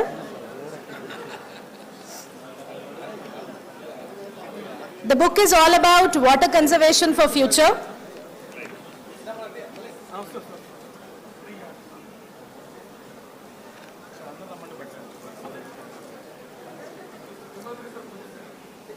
The book is being released.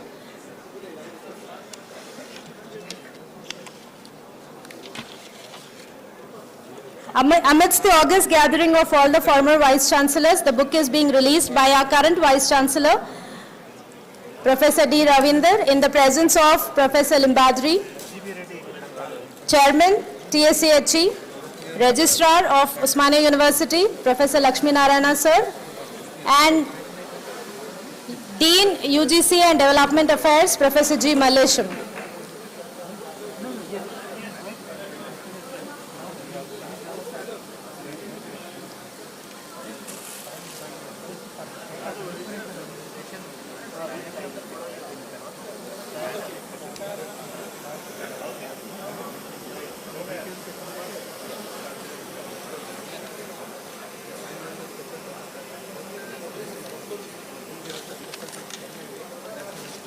The book is titled Social Development and Economic Growth.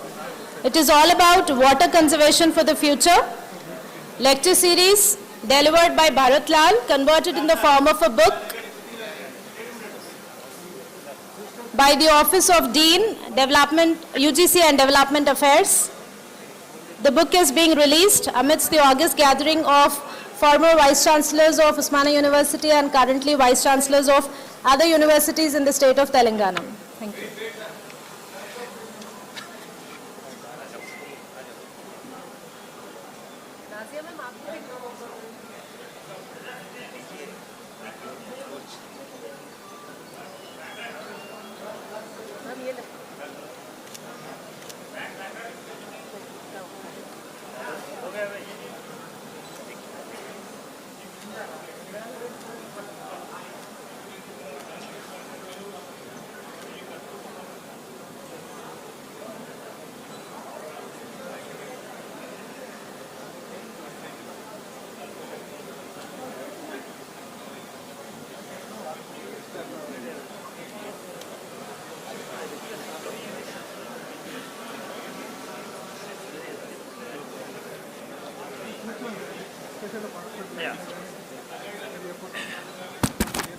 Yeah, at the outset, I request Honorable Vice Chancellor of Osmania University to join us in this panel.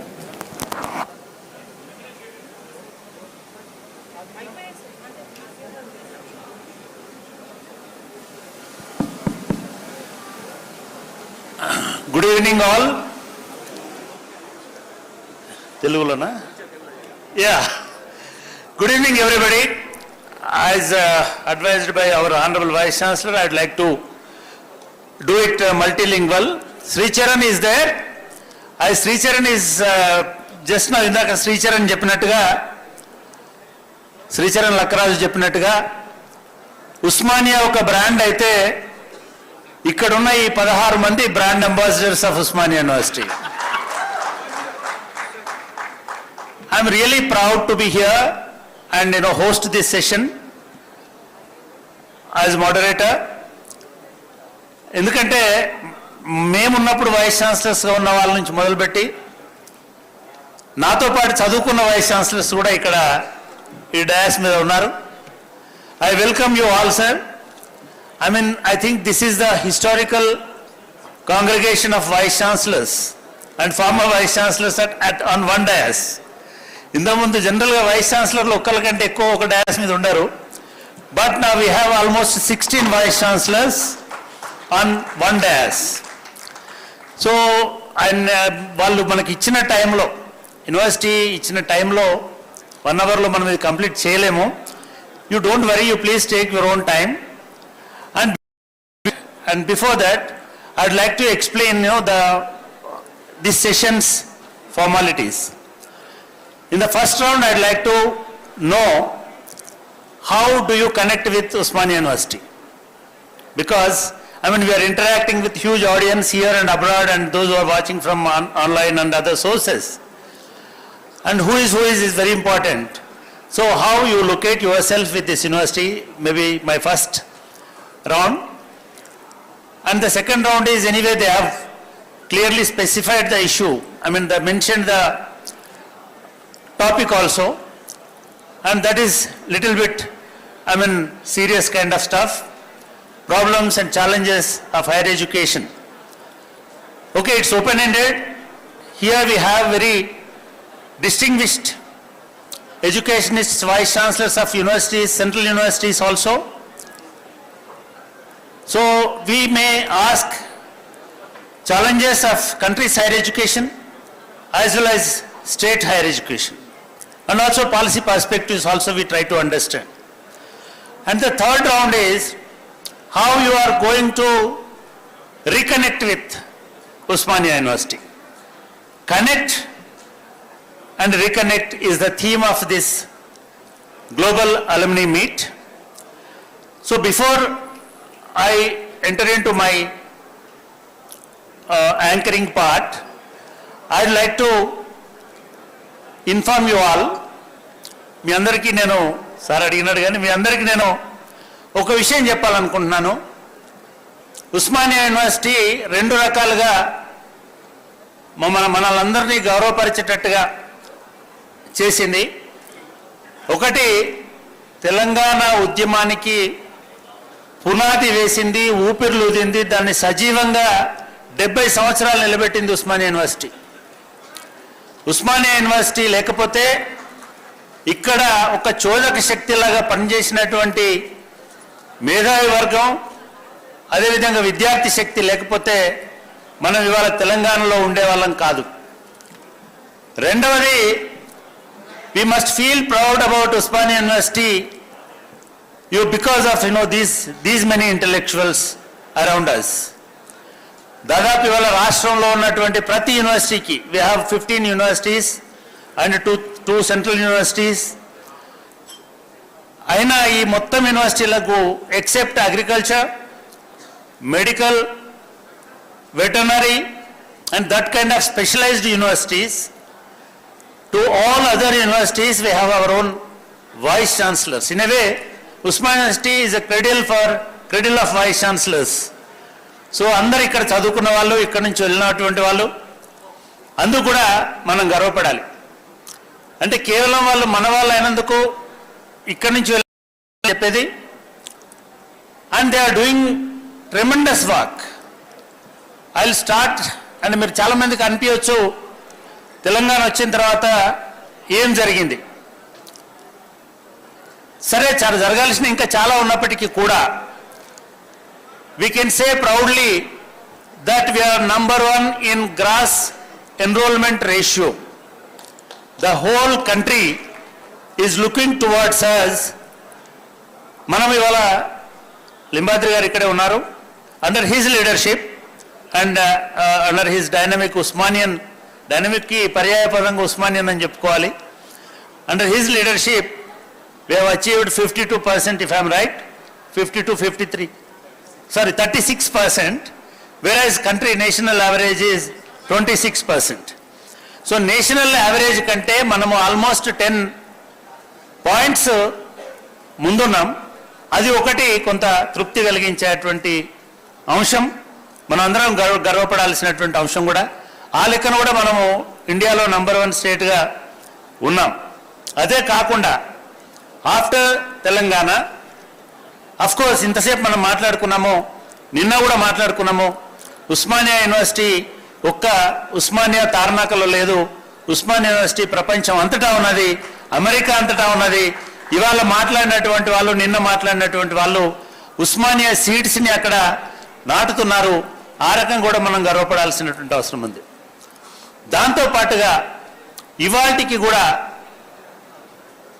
మన engineering graduates కానీ, లేదా మన science and technology నుంచి వచ్చినటువంటి graduates కానీ, లేదా ఇందాక మనం టీ-హబ్ గురించి మాట్లాడినాం, మనం టీ-హబ్లో వస్తున్నటువంటి ఇంక్యుబేషన్స్ గురించి కానివ్వండి, లేదా అక్కడ వస్తున్నటువంటి స్టార్టప్స్ గురించి కానీ, హైదరాబాద్ని ప్రౌడ్గా తలెత్తుకుని నిలబడేటట్టు చేసింది ఉస్మానియా యూనివర్సిటీ అనేటువంటి విషయాన్ని కూడా నేను మీ దృష్టికి తీసుకొస్తున్నాను.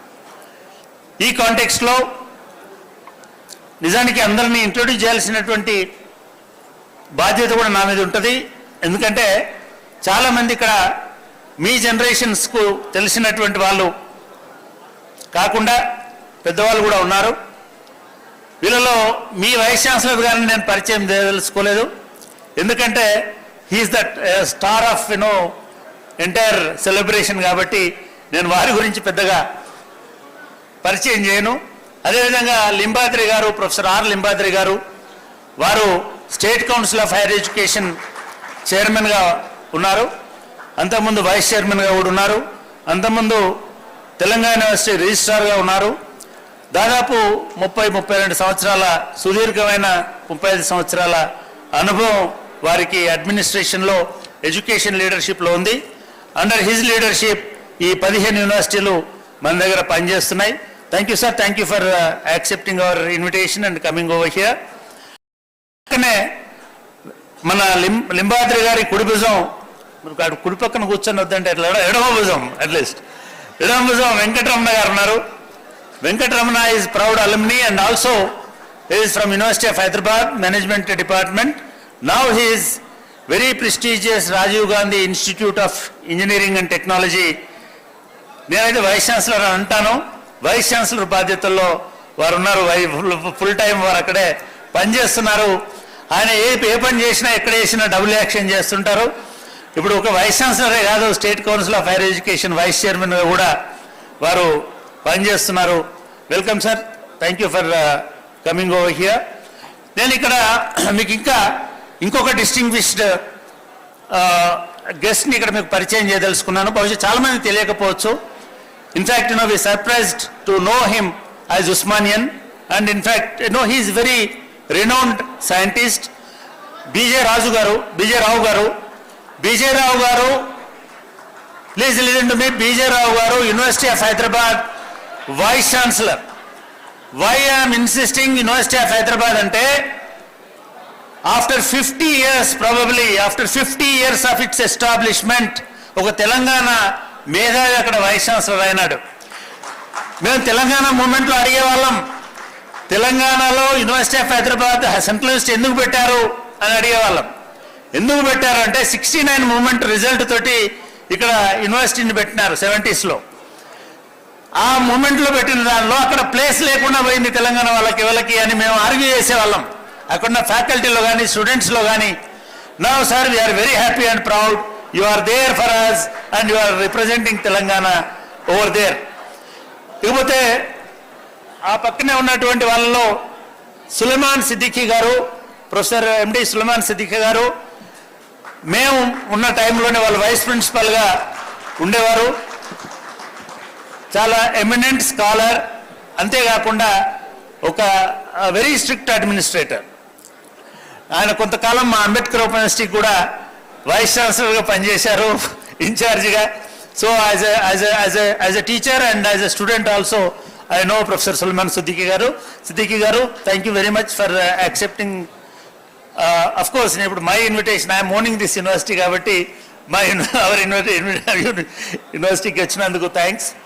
And the next is, I don't know whether he is alumni of Osmania or not, but his heart always is with, yeah, he is none other than my own Vice Chancellor, Dr. B.R. Ambedkar Open University Vice Chancellor, Professor 𝗬𝗏𝗏 గారు, public అడ్మినిస్ట్రేషన్లో చాలా eminent scholar and ఈ యూనివర్సిటీకి సంబంధించినటువంటి ఇదొకటి. రెండోది, ఆయన ఎందుకు star of the attraction అని అంటున్నానంటే, ఎందుకు is the only person who got opportunity second time as vice chancellor. Consequently, నా వైపు చూస్తున్నారు, సారీ సార్ చూస్తున్నాడు. Yeah, fine. Thank you sir, thank you for accepting our invitation, joining us this evening.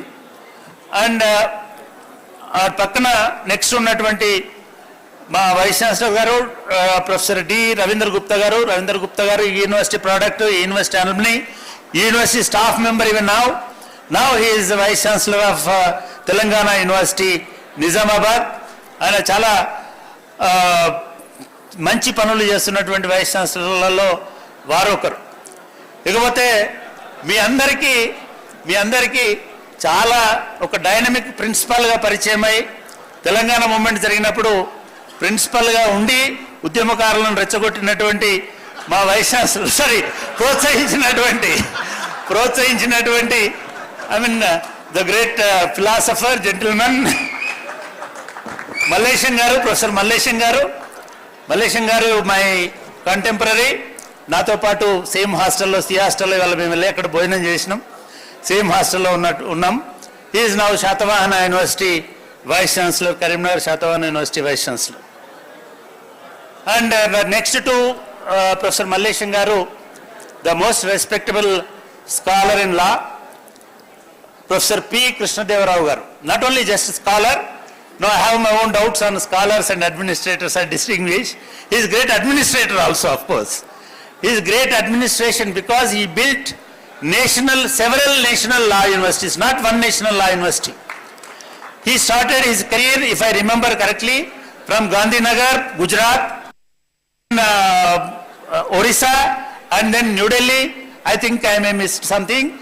ఇప్పుడు మన నల్సార్ యూనివర్సిటీకి కూడా మొట్టమొదటి తెలంగాణ వైస్ ఛాన్సలర్గా ఉన్నారు. Thank you sir. Krishnadevarao hails from Warangal. He studied in Warangal and Hyderabad. Thank you for joining us this evening sir. సార్ను గుర్తుపట్టలేకపోయినా. కిషన్ రావు గారు నమస్కారం. కిషన్ రావు గారు మన తెలుగు యూనివర్సిటీ వైస్ ఛాన్సలర్, మన ఉస్మానియా యూనివర్సిటీలో సుదీర్ఘకాలం పనిచేసి ఒక గొప్ప భాషా శాస్త్రవేత్తగా, గొప్ప పండితుడుగా పేరు పొందినటువంటి కృష్ణారావు గారు ఇవాళ మన తెలుగు విశ్వవిద్యాలయానికి వైస్ ఛాన్సలర్గా ఉన్నారు. వారి పక్కన ఈ యూనివర్సిటీకి సెంటినరీ వైస్ ఛాన్సలర్గా పనిచేసినటువంటి మన రామచంద్రం గారు ఉన్నారు. ఆ పక్కన ఇంకొక వైస్ ఛాన్సలర్ చాలా కాలం క్రితం, దాదాపు 10 సంవత్సరాల క్రితం, మూమెంట్ కంటే ముందు సత్యనారాయణ గారు. అంటే సత్యనారాయణ గారు కూడా ఎందుకో రాజీవ్ గాంధీ ఇన్స్టిట్యూట్కి ఈ రెండవ కృష్ణుడు మొదటి కృష్ణుల డబుల్ యాక్షన్ ఉంటుందేమో, వారు ఇక్కడ వైస్ ఛాన్సలర్గా ఉన్నారు. అట్లాగే యూనివర్సిటీ మన టెక్నికల్ ఇన్స్టిట్యూట్ కూడా డైరెక్టర్గా చాలా కాలం సేవలు అందించారు. చాలా రిక్రూట్మెంట్స్ చేసినారు. యూనివర్సిటీని మ్యాన్ పవర్ విషయంలో, ఇన్ఫ్రాస్ట్రక్చర్ విషయంలో చాలా ముందుకు తీసుకెళ్ళినటువంటి వైస్ ఛాన్సలర్లలో వారు ఒకరు. ఇకపోతే వారి పక్కన వారు వైస్ ఛాన్సలర్ ఉన్నప్పుడే తెలంగాణ వచ్చింది. వారు వైస్ ఛాన్సలర్ ఉన్నది, తెలంగాణ వచ్చింది. అప్పటికి శ్రీకృష్ణ కమిటీ వచ్చింది. అంత సజావుగా జరిగింది. ఇక్కడ తెలంగాణ కోసం యుద్ధం జరుగుతున్నటువంటి కాలంలో ఇంకొక యుద్ధ వీరుడైన వైస్ ఛాన్సలర్ ఉన్నాడు అక్కడ. తిరుపతిరావు గారు, the most gentleman and respectable personality of our Telangana, and he was the vice chancellor for this university during Telangana movement. Of course, we are equally celebrating Telangana movement and Telangana formation. And thank you sir, thank you for joining us. మీరు రావడం అనేటువంటిది ఒక 5 తరాల vice ఛాన్సలర్లు, 4 తరాల vice ఛాన్సలర్లు ఇక్కడ మనకి dais మీద ఉండడం అనేటువంటిది చాలా సంతోషించగలిగినటువంటి విషయం. ఆ చివరిలో ఉన్నటువంటి వారు భాగ్యనారాయణ గారు జేఎన్టీయూలో ప్రొఫెసర్గా చాలా కాలం పనిచేశారు. తర్వాత పాలమూరు యూనివర్సిటీ ఉస్మానియాలో, తర్వాత పాలమూరు యూనివర్సిటీ వైస్ ఛాన్సలర్గా, మేబీ ఫౌండర్ వైస్ ఛాన్సలర్గా భాగ్యనారాయణ గారు వెళ్ళారు. ఆ యూనివర్సిటీని అన్ని విధాలుగా డెవలప్ చేసినటువంటి వ్యక్తి. సరే, మొత్తానికి ఇప్పుడు పాలమూరు నుంచి కూడా ఒక ఫార్మర్ వైస్ ఛాన్సలర్ రావడంతో మనకు తెలంగాణలో ఉన్న ఒక కాకతీయ, ఆఫ్ కోర్స్ మా సీతారామరావు గారు నేను కాకతీయ అకౌంట్లో కూడా వేస్తాను. సో అన్ని యూనివర్సిటీస్ నుంచి, ఆల్మోస్ట్ అన్ని యూనివర్సిటీస్ నుంచి మనకి వైస్ ఛాన్సలర్స్ అందరూ వచ్చినారు. సో నౌ ఆఫ్ కోర్స్ నేను తెలంగాణ ఉస్మానియా యూనివర్సిటీ అలుమ్నీలలో నేను ఒకరిని. మేము వీళ్ళందరూ నా కాంటెంపరీస్, లింబాద్రి గారు, మన రవీందర్ గారు, అదేవిధంగా మల్లేష్ గారు, ఇక్కడ ఉన్న చాలామంది కూడా నేను ఇక్కడే చదువుకున్నాను. ఇక్కడే ఎంసీజే అండ్ పిహెచ్డి మొత్తం ఉస్మానియా యూనివర్సిటీలో చదువుకున్నాను. నేను ఫస్ట్ తెలంగాణ కాకతీయ యూనివర్సిటీలో జయశంకర్ గారి ఆధ్వర్యంలో అక్కడ 2 సంవత్సరాలు పనిచేశాను. తర్వాత I came back to doctor B R Ambedkar open university. Now I'm director academic over there. Thank you sir. నేను ముందుగా వైస్ ఛాన్సలర్ గారికి నేను కృతజ్ఞతలు తెలియజేయాలనుకున్నాను. ఎందుకంటే ఇంత ఆఫ్ కోర్స్ సార్ లేరనుకుంటాను, హెల్త్ కొంత ఇది పిలిచారు, మాట్లాడారు. ఆయన ఆరోగ్యం కొంత ఇదిగా ఉంది, ఇంతసేపు కూర్చోలేను అనే ఉద్దేశంతో వారు ఇక్కడికి రాలేదు, అంతే కదా. Yesterday only I was talking to them. నేను డిఎన్ రెడ్డి గారిని కూడా గుర్తు చేసుకున్నాను, డిసి రెడ్డి గారిని కూడా పిలిచినాం. చాలా మందితోటి అందరినీ పిలిచే ప్రయత్నం చేసినారు. On this account I congratulate professor Ravinder garu for doing this wonderful job. అంటే కనెక్టింగ్ అలుమినీస్ వన్ లెంత్ అయితే నేను అనుకుంటున్నా connecting all these heads is very very important to university. ఎందుకంటే he should feel, because very eminent scholars and eminent administrators are here, and we are also feeling very proud, sir. I mean, it's a great occasion to bring all of them to one place. So with this I'll start a very informal session from Bhaginarayan garu from that end. ఎందుకంటే నేను ఇక్కడ కూర్చుంటే ఇంతమందిని coordinate చేయడం కష్టమని మీ vice chancellor గారే నిలబడి coordinate చేయమని చెప్పారు. So I'm doing that. I request kindly hand over some mic to Bhagyanarayana garu. అక్కడ మైక్ ఉంటా sir, you please. Sir, this round is just for half a minute to 1 minute, how you connect with this university. ఎందుకంటే ఇది ఒక్కటే అయిపోయేసరికి 15 minutes అయితే.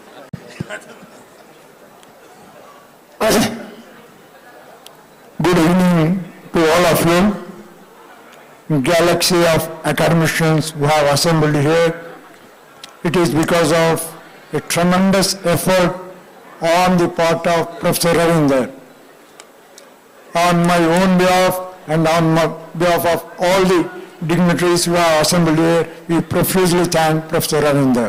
It is a wonderful effort which he has initiated, he conceptualized, and he has undertaken. Now, with regard to my connection with the Osmania University, way back in 1970, I joined this alma mater as a student of BSc Special.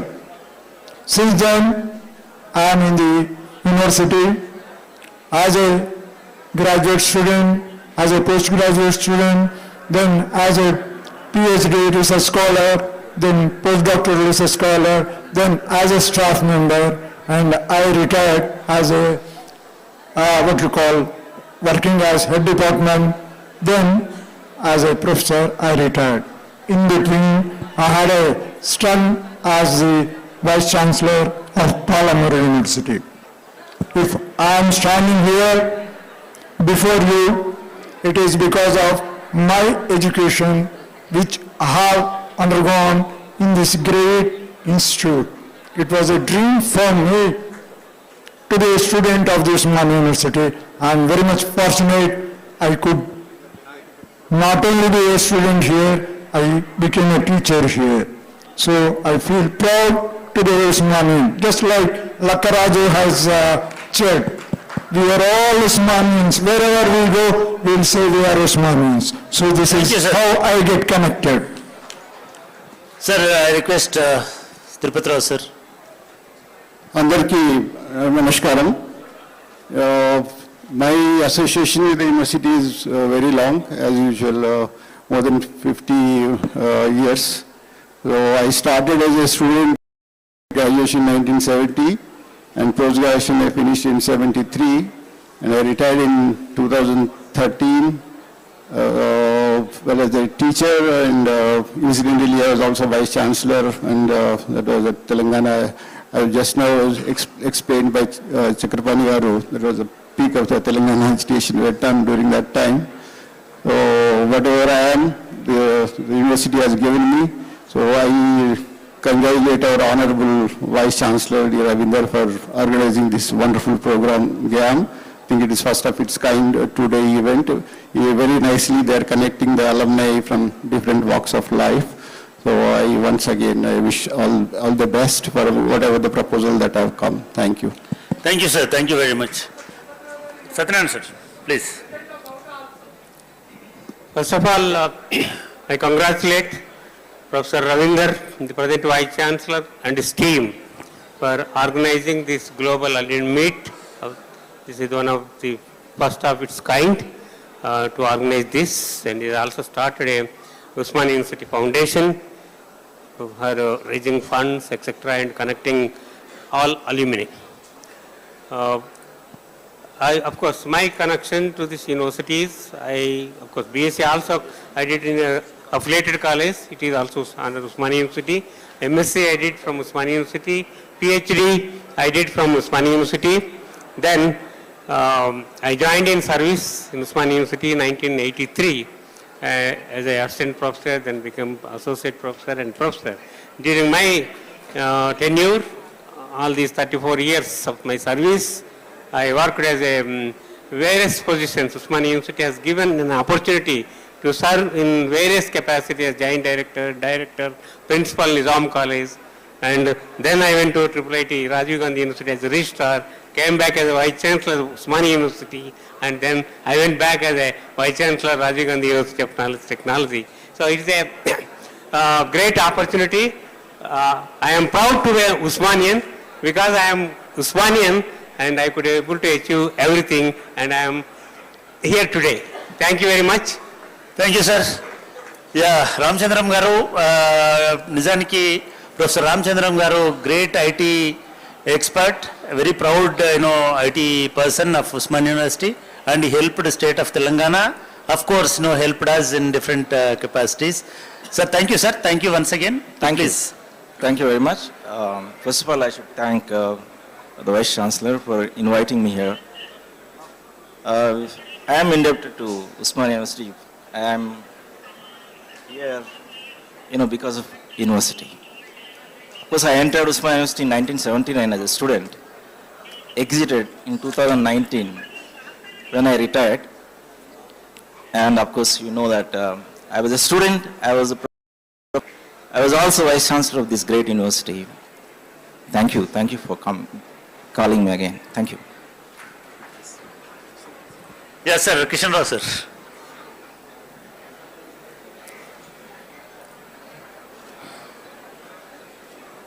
Chakrapani గారు, ముందు మీకు నా అభినందనలు సభకు అధ్యక్షత వహిస్తున్నందుకు. ముఖ్యంగా ఇద్దరికి నేను నమస్కారం పెట్టాలి ఈ వేదిక పైన. ఒకరు సులేమాన్ సిద్దికి గారు, ఇంకోరు తిరుపతిరావు గారు. కారణం ఏమంటే, నన్ను వైస్ ఛాన్సలర్గా సెలెక్ట్ చేసినటువంటి ప్యానల్ మెంబర్స్ వాళ్లే కాబట్టి, నేను వీసీగా సక్సెస్ అయితే ఆ గొప్పతనం వారికి చెందుతుంది. ఏమైనా పొరపాట్లు జరిగితే మీరు నాకు సూచిస్తే వాటిని సరిదిద్దుకుంటాను అని సభ వేదిక ముందు కూడా నేను చెప్తున్నాను. పోతే నేను 1971లో ఈ ఉస్మానియా యూనివర్సిటీ ఆర్ట్స్ కాలేజీలో ఎంఏ తెలుగులో జాయిన్ అయినటువంటి విద్యార్థిని. 52 సంవత్సరాల క్రితం ఈ క్యాంపస్లోకి నేను ఎంటర్ అయ్యాను. ఇది 2023 అయితే నేను 1973లో ఎంఏ పూర్తి చేశానంటే కరెక్ట్గా 50 years బ్యాక్ నా ఎంఏ పూర్తయింది. నేను ముందు భువనగిరిలో పనిచేశాను, భువనగిరి డిగ్రీ కాలేజీలో.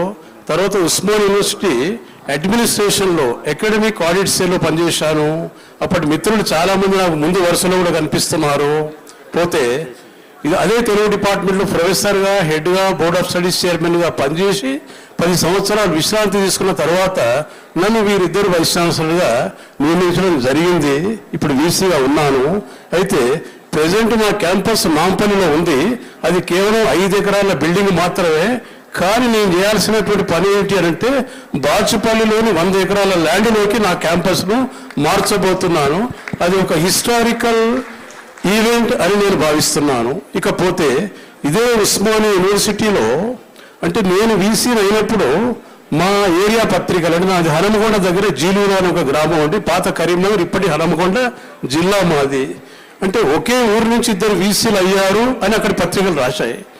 ఎవరు ఒకే ఊరు అంటే, నాకంటే ముందు నవనీతరావు గారు ఇదే యూనివర్సిటీకి వీసీ, వారు మా ఫాదర్స్ బ్రదర్. అయితే ఒకే ఊరి నుంచి కాదయ్యా, ఒకే ఇంటి నుంచి ఇద్దరు వీసీలు అయ్యారని ఇంకొక పత్రిక వారు రాశారు పోటాపోటీగా. అది కాస్త వింటే కూడా నాకు కాస్త గర్వకారణంగా ఉంటుంది. ఇకపోతే మా తెలుగు డిపార్ట్మెంట్ నుంచి ఇంతవరకు 10 మంది వైస్ ఛాన్సలర్ అయ్యారు సార్. బహుశా ఉస్మానియా యూనివర్సిటీలో ఒకే డిపార్ట్మెంట్ నుంచి 10 మంది వీసీలు కావడం అనేది బహుశా అది కేవలం తెలుగు డిపార్ట్మెంట్కే గర్వం దక్కిందేమో నేను భావిస్తున్నాను. నేను 10వ వైస్ ఛాన్సలర్ను. ఇది ఇలా చెప్పాలంటే అన్ని విశేషాలే సార్. ఇంతటితో ముగిస్తాను. Thank you. Thank you sir. మీ సుదీర్ఘమైనటువంటి అనుభవం తెలంగాణకు తప్పకుండా ఉపయోగపడుతుందని అనుకుంటున్నాం. కృష్ణదేవరావు గారు. I am not a direct student of Osmania, but when we are studying in the Arts and Science College, Warangal, that time we are part of the Osmania University, later Kakatiya University came in.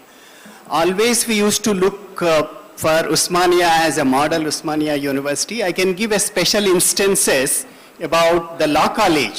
The legacy the Osmania University Law College has built up, particularly in the international law, international humanitarian law. Wherever we interact all over the world, people ask about, do you know Penna Lakshmikanta Rao? Penna Lakshmikanta Rao was a renowned jurist in international humanitarian law, and later he settled in Singapore and he is working in a law firm. Similarly, they used to ask about Venkataraman. I think later he went to United Nations. So Osmania University, particularly law faculty, has a glorious history. And I appreciate and congratulate for organizing this global alumni meet. In fact, NALSAR will be celebrating this year 25 years. I think I have learned many things, the way they have organized. Thank you for giving me this opportunity. Thank you, sir. Yeah, Professor Mallesham garu. Thank you, Professor 𝗧𝗦𝗔𝗧 garu. Good evening to all. I congratulate Professor Ravindra garu for organizing a great event. You know, I have not seen such a event in my 30 years of service. And credit also, I also appreciate his team who seriously worked out in each and every part, right from arrangement to meetings and all. I congratulate his team. More so, I also congratulate a particular department which is always in forefront any event in the university, at a university level, that is a journalism department. Always it adds a digital show to that. You know, I have seen a department, you know, how seriously it takes and adds a digital show to the event. I congratulate everyone. And my connection to university, you know, I am proud to be an Osmanian for 2 reasons. You know, there are many reasons, but I'll just submit quickly 2 reasons. Only restricted to 2 reasons only. Only 2. Yeah. One, my connection to university is, you know, 35 years of my journey started from there. I was in the audience there, somewhere in the gallery. My journey started from there. Today I am here as a, you know, one of the dignitaries here. This journey is because of Osmania. I thank Osmania for giving me this opportunity. Thank you once again. Reason 2, very quickly, as 𝗧𝗦𝗔𝗧 said, movement అప్పుడు అందరినీ రెచ్చగొట్టినామని అంటున్నాడు. ఏమో అది రెచ్చగొట్టిందో నాకు తెలియదు కానీ ఆ మూమెంట్లో ప్రతిరోజు యాజ్ అ ప్రిన్సిపల్ 2012 నుంచి 14 వరకు ప్రతిరోజు నేను టెంట్లోనే ఉన్నా, 𝗧𝗦𝗔𝗧 కూడా టెంట్లో ఉన్నాడు. చాలాసార్లు విద్యార్థులకు టెంట్లో పాటలు చెప్పినాం. క్లాసులు అక్కర్లేదు, టెంట్లో ఉన్నది. ప్రతిసారి పాఠాలు చెప్తున్నప్పుడు టెంట్లో మీరు ఎగ్జామ్స్ని పోస్ట్పోన్ చేసుకోకూడదు, మీ అకాడమిక్ ఇయర్ని పాటు చేసుకోకూడదు ప్రతిరోజు మేము అందరం చెప్పేవాళ్ళము. అది ఆయన కూడా చెప్పిండు. సో ఇది నేను ఎందుకు చెప్తున్నానంటే నాలాగా చాలా మంది ప్రిన్సిపల్స్ ఉండ్రి, అంతమంది ఉన్నారు, ఇప్పుడు ఉన్నారు. ఇప్పుడు వైస్ ఛాన్సలర్ కూడా ఆర్ట్స్ కాలేజ్ ప్రిన్సిపలే. నా విషయంలో స్పెషల్ ఏంటంటే మూమెంట్ సీరియస్గా స్టార్ట్ అయినప్పుడు నేను ఆర్ట్స్ కాలేజ్ ప్రిన్సిపల్ని, తెలంగాణ స్టేట్ డిక్లేర్ అయినప్పుడు కూడా was a part of a celebration as a principal of arts college. That is specific to me and it's historic. I really thank for that moment which Osmania University gave me.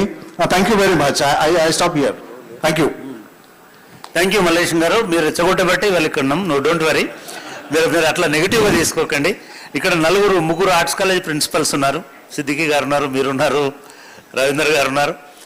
Now I request our Gupta sir, professor Ravindra Gupta గారు. So, respected sir, I started my career Osmania University, 1981 as a MSc student. Then after that I completed my PhD in 89. I joined as a faculty in physics Osmania University. I had worked with three vice chancellors, Professor 𝗘𝗍𝗺, Professor Satyanarayana, Professor 𝗂𝗍𝗺, and also my friend, classmate, Professor Ramchandran also. So I worked with four vice chancellors and also have experience with research, particularly in nanotechnology. And also I've been awarded 𝗂𝗏𝗏 Fellow, is a prestigious outstanding fellow. Prestigious outstanding fellow, 𝗂𝗏𝗏 Fellow, is supported by Minister of Science and Technology, Government of India. Then after that I have been selected for 𝗳𝗶𝗺𝗃𝗃 Fellowship in Japan, working with AST, Industrial Science and Technology, particularly in the field of nanoscience and technology. And part of the time I went to UK for Royal Society Fellowship. I also worked with two Nobel laureates who got Nobel Prize in 2007 for outstanding contribution in the field of memory devices. Still I am working on memory devices, particularly useful in iPad, laptop memories. And also continuing my research, and recently I have been recognized as world top ranking scientist and also top 2% Indian scientist for outstanding contribution in the field of materials. Thank you, sir. Thank you very much, Rendra Gupta garu. Now I request Sitram. 1 minute, sir. First I got when I was in Osmania University 2020, and when I moved to Telangana University as a Vice Chancellor 21 and 22, I got Stanford University world top ranking scientist. Congratulations, sir. Yeah. Yeah, please, ikkade maatladandi. Yeah, sir. 1 minute, sir. నిలబడితే ఎక్కువసేపు మాట్లాడతారు sir. నేను ఇక్కడ vice chancellor. సభకు నమస్కారం. అంతే కదా. మా మిత్రుడు చక్రపాణి గారు చెప్పినట్టు 1 నిమిషం కంటే ఎక్కువ మాట్లాడా. ఈ సభను నిర్వహిస్తున్నందుకు ముఖ్యంగా ప్రొఫెసర్ రవీందర్కు, వారి టీంకు శుభాకాంక్షలు. అదేవిధంగా నన్ను ఆహ్వానించినందుకు ప్రత్యేకమైన కృతజ్ఞతలు. ప్రశ్న ఏమిటి అంటే, ఎట్లా కనెక్ట్ అయినరు మీరు, ఎట్లా రీకనెక్ట్ అయిన అనేది ప్రశ్న. అదే మాట్లాడతారు. అంతే సార్. అదే రైట్. అయితే మొదలే వారికి డౌట్ వచ్చింది, సీతారామరావు ఉస్మానియా కాదో ఏమోనండి. నిజంగా నేను Osmania first graduated from Osmania BA. తర్వాత MAలో 1 సంవత్సరం ఉస్మానియా కిందనే చదువుకున్నా. సెకండ్ ఇయర్లో మాత్రం కాకతీయ యూనివర్సిటీ డిగ్రీ తీసుకున్నా. కాబట్టి ఖచ్చితంగా నాకు కూడా ఉస్మానియా అలుమినికి రావడానికి రైట్ ఉన్నది. నేను ఉస్మానియన్నే. Right sir. నెంబర్ 1. ఇక పోతే హౌ యు ఆర్ రికనెక్టెడ్ అన్నాడు. నేను వైస్ ఛాన్సలర్ అయిన తర్వాత యూనివర్సిటీకి 2 సార్లు ఇన్ఛార్జ్ వైస్ ఛాన్సలర్. సెంటనరీ టైంలో మా రామచంద్రన్ గారు అమెరికా పోయినప్పుడు, ఈసారి రవీందర్ అమెరికా పోయినప్పుడు 2 సార్లు ఈ యూనివర్సిటీకి ఇన్ఛార్జ్ వైస్ ఛాన్సలర్గా కూడా పనిచేసిన. కాబట్టి నాకు నిజంగా అది ఎంతో గర్వకారణమైన విషయం. Really I'm so happy. I never expected I will become incharge vice chancellor of Osmania university. జెండా కూడా ఎగరేసినారు మీరు. Yeah, exact. ఆర్ట్స్ కాలేజ్ మీద. ఆర్ట్స్ కాలేజ్ మీద తెలంగాణ ఫార్మేషన్ డే రోజు జెండా ఎగరేసి మాట్లాడిన అదృష్టం కూడా నాకు దక్కింది. కాబట్టి ఇంకో విధంగా మా రవీందర్ మాకు యూసీ మెంబర్ కాబట్టి I'm continuously reconnected and connected with Osmania in various programmes and activities, and is very good friend and advisor of our university. Thank you very much. Thank you once again. Sir, thank you sir. Sitaramarao గారు, మీరు నిన్న అన్నారు కాబట్టి నేను ఇవాళ అన్నాను, వేరే ఉద్దేశం కాదు. రెండవది, కాకతీయ యూనివర్సిటీ ఉస్మానియా యూనివర్సిటీ నుంచి పుట్టింది sir. I mean mother of all universities is Osmania university. దాని గురించి ఇదేం లేదు. సులైమాన్ సిద్దికీ గారు, నేను ఇక్కడ స్టూడెంట్గా ఉన్నప్పుడు వారు వైస్ ప్రిన్సిపల్గా ఉన్నారు. నేను జర్నలిస్ట్ కూడా కాబట్టి వారు నేను ఒకసారి ఇరకాటంలో పెట్టినాను. నేను వార్తలో ఉదయంలో నేను ఒక స్టోరీ రాశాను. ఆ స్టోరీలో వారి ఇంటర్వ్యూ తీసుకొని వేస్తే ఆ రోజు కొంచెం చిన్న వివాదం అయింది. Sir, thank you for joining sir. మీరు ఒకసారి చెప్పండి sir. Good evening to all of you. At the very outset, I'd like to congratulate the Vice Chancellor of Osmania University and his team, and also the Registrar, the Dean and the faculty members for conducting this global alumni meet. I hope this is the beginning of the journey and we will make great strides. I am hoping against hope that in the next 2 or 3 years, Osmania will be at the international level. That is the first point. The second point is my connect is from, I'm from Orugallu, Warangal. Oh. And my connect with Arts College and campus of Osmania University is since 1965, 65 to 67 post-graduation, then PhD, and I was very fortunate that I was having a German professor, Professor Hans Kruse, who guided me. For the first 3 years, he did not register me as the PhD candidate. Every 3 months, he will put me 50 objective type questions. If 25 are correct, then only the next. And finally, after 3 years, registration was made. And today, students are asking for registration in 1 minute. So 65 journey, 67 PhD, then junior lecturer in a scale of 300 to 600 with 485 rupees as my first salary, which I remember very much. Big money at that particular point of time. But the fact is, now it is 2023. I am very, very happy that I have been associated with great university. I have spent almost 58 years between Tarnaka and Vidyanagar. I was never transferred from the campus. And I did play a very important role in administration as well as in academic. A batch of British students came to Osmania University in my department for a period of 10 days. We were offering a course and they were astonished to see that iconic building, Arts College. They said, "Sir, is it a 5-star hotel?" I said, "What nonsense. It is an academic institution, the greatest university place." That is important. And the Reconnect, I am already connected. I am every day in the campus. If I don't come and drive in this campus, I don't feel like staying at home. So great university, great people, and I wish you all the best. Thank you very much. Thank you, sir. Thank you very much.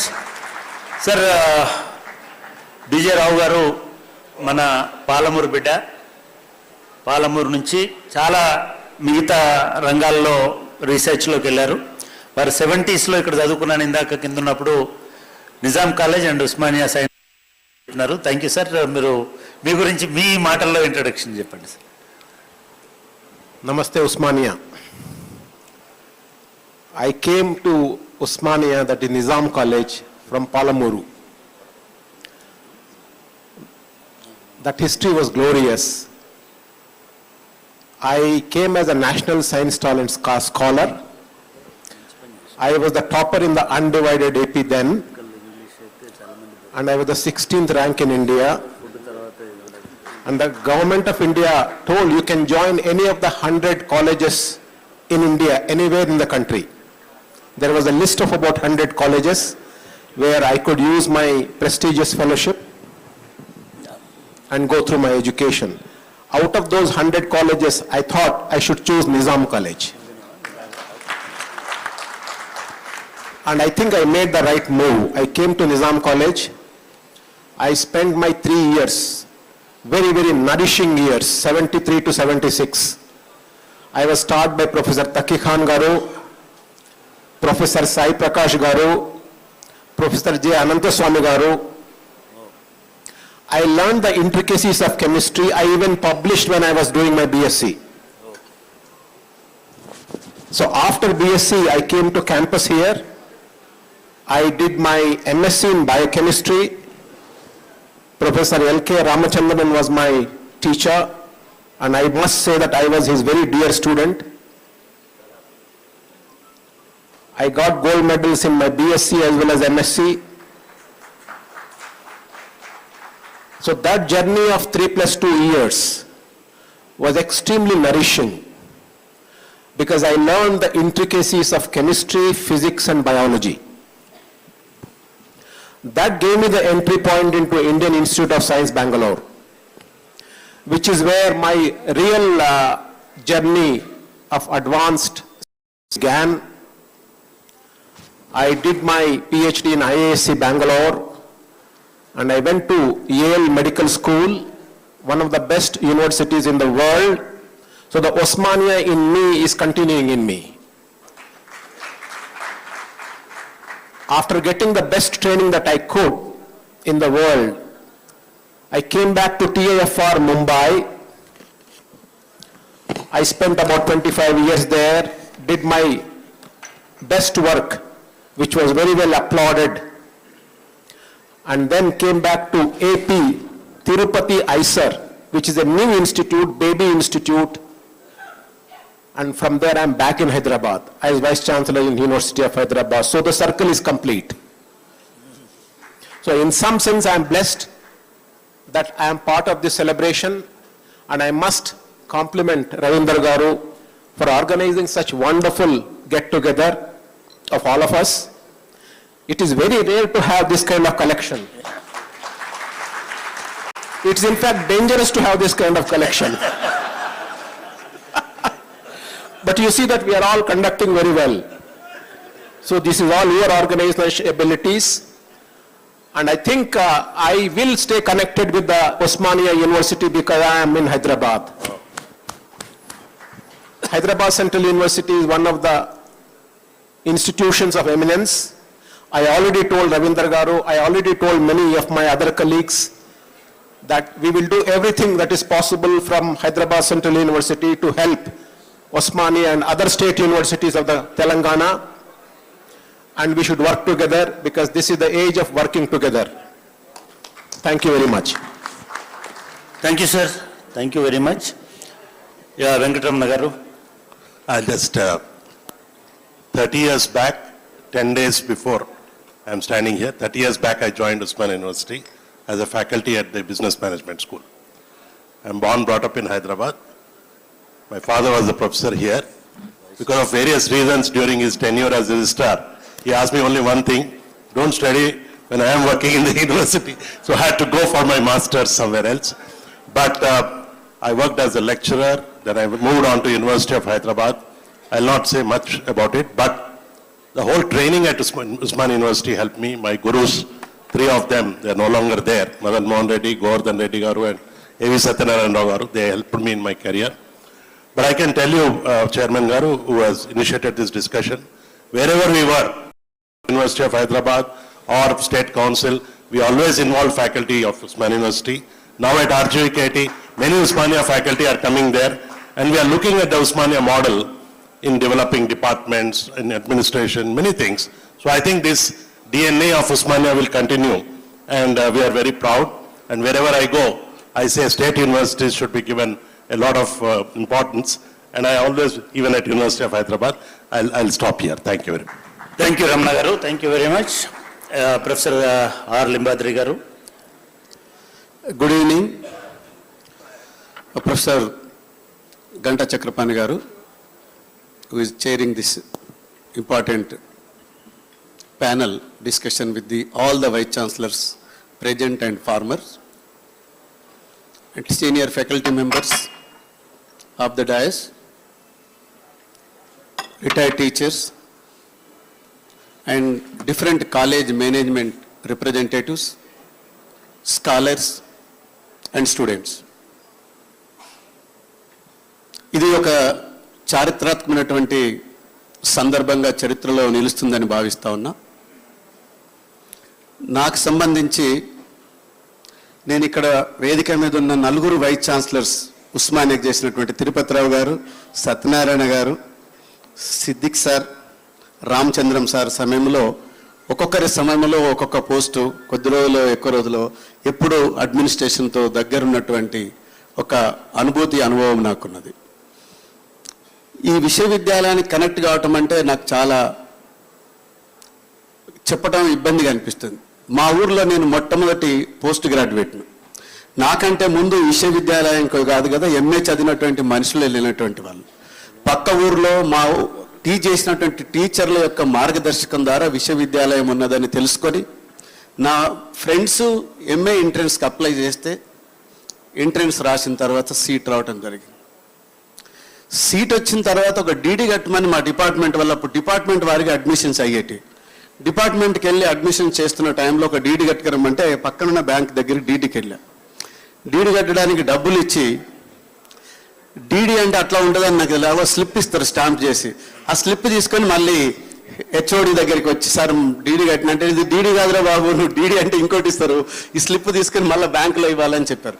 అట్లా ఏమి తెలియనటువంటి ఒక మారుమూల పల్లె నుంచి వచ్చి ఉస్మానియా విశ్వవిద్యాలయంలో చదువుకోవటం వల్ల నాకు టీచ్ చేసినటువంటి టీచర్సు, నా ఇక్కడ ఉన్నటువంటి ఒక సామాజిక చైతన్యపూరితమైనటువంటి భావజాలం నన్ను ఇంత వాణ్ణిగా చేసినందుకు ఉస్మానియాకు నేను ఎప్పుడు రుణపడి ఉంటాను. ఉస్మానియా లేకుండా ఉంటే నేను ఊర్లో ఏ జీతగాడిగానో కూలిగానో లేదా దుబాయ్ వెళ్ళి బతికేటువంటి మనిషిని. ఇవాళ ఉస్మానియా విశ్వవిద్యాలయం ఇచ్చినటువంటి ఈ గొప్ప అవకాశంతో రాష్ట్ర ఉన్నత విద్యా మండలికి చైర్మన్ కాగలిగాను. నా అపాయింట్మెంట్ కూడా చాలా గౌరవనీయులు శ్రీ ప్రొఫెసర్ నవనీతరావు గారు మేము ఉద్యోగం గురించి అడిగినప్పుడు తప్పకుండా నీలాంటి పిల్లగాడికి ఉద్యోగం ఇవ్వాలని నాకు ఆ రోజు ఉద్యోగం ఇవ్వటం కూడా నేను నవనీతరావు గారిని జీవితాంతం గుర్తుపెట్టుకుంటాను. కాబట్టి ఉస్మానియా విశ్వవిద్యాలయం ఎంతో గొప్పది. నాలాంటి ఎంతో మంది ఊరు నుంచి వచ్చే ఫస్ట్ జనరేషన్ పిల్లలకు హక్కున తీర్చుకొని ఆదరణనిచ్చి ఉన్నతులు చేసినటువంటి విశ్వవిద్యాలయం. మీరు చెప్పినట్టుగా ప్రపంచవ్యాప్తంగా మనం అలుమిని ఉండటం అనేటువంటిది మనందరికీ గొప్ప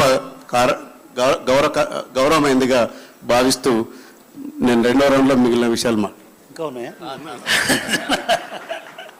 యా, వైస్ ఛాన్సలర్ గారు అంటే చాలాసార్లు ఏమవుద్దంటే ఫార్మల్గా వైస్ ఛాన్సలర్ గారు ఫార్మల్గా ఏవి మాట్లాడాలో అవి మాట్లాడతారు. కానీ లింబాద్రి గారు కానివ్వండి లేదా మిగతా వాళ్ళు దీన్ని ఒక ఇన్ఫార్మల్ ఇంట్రడక్టరీ దీన్ని కూడా మార్చేసినారు. కాబట్టి weed like to know how professor Ravinder is connected to Osmania university other than this other side of professor. అందరికీ నమస్కారం. తల్లిదండ్రులు జన్మనిచ్చిండ్రు, ఉస్మానియా జీవితాన్ని ఇచ్చింది.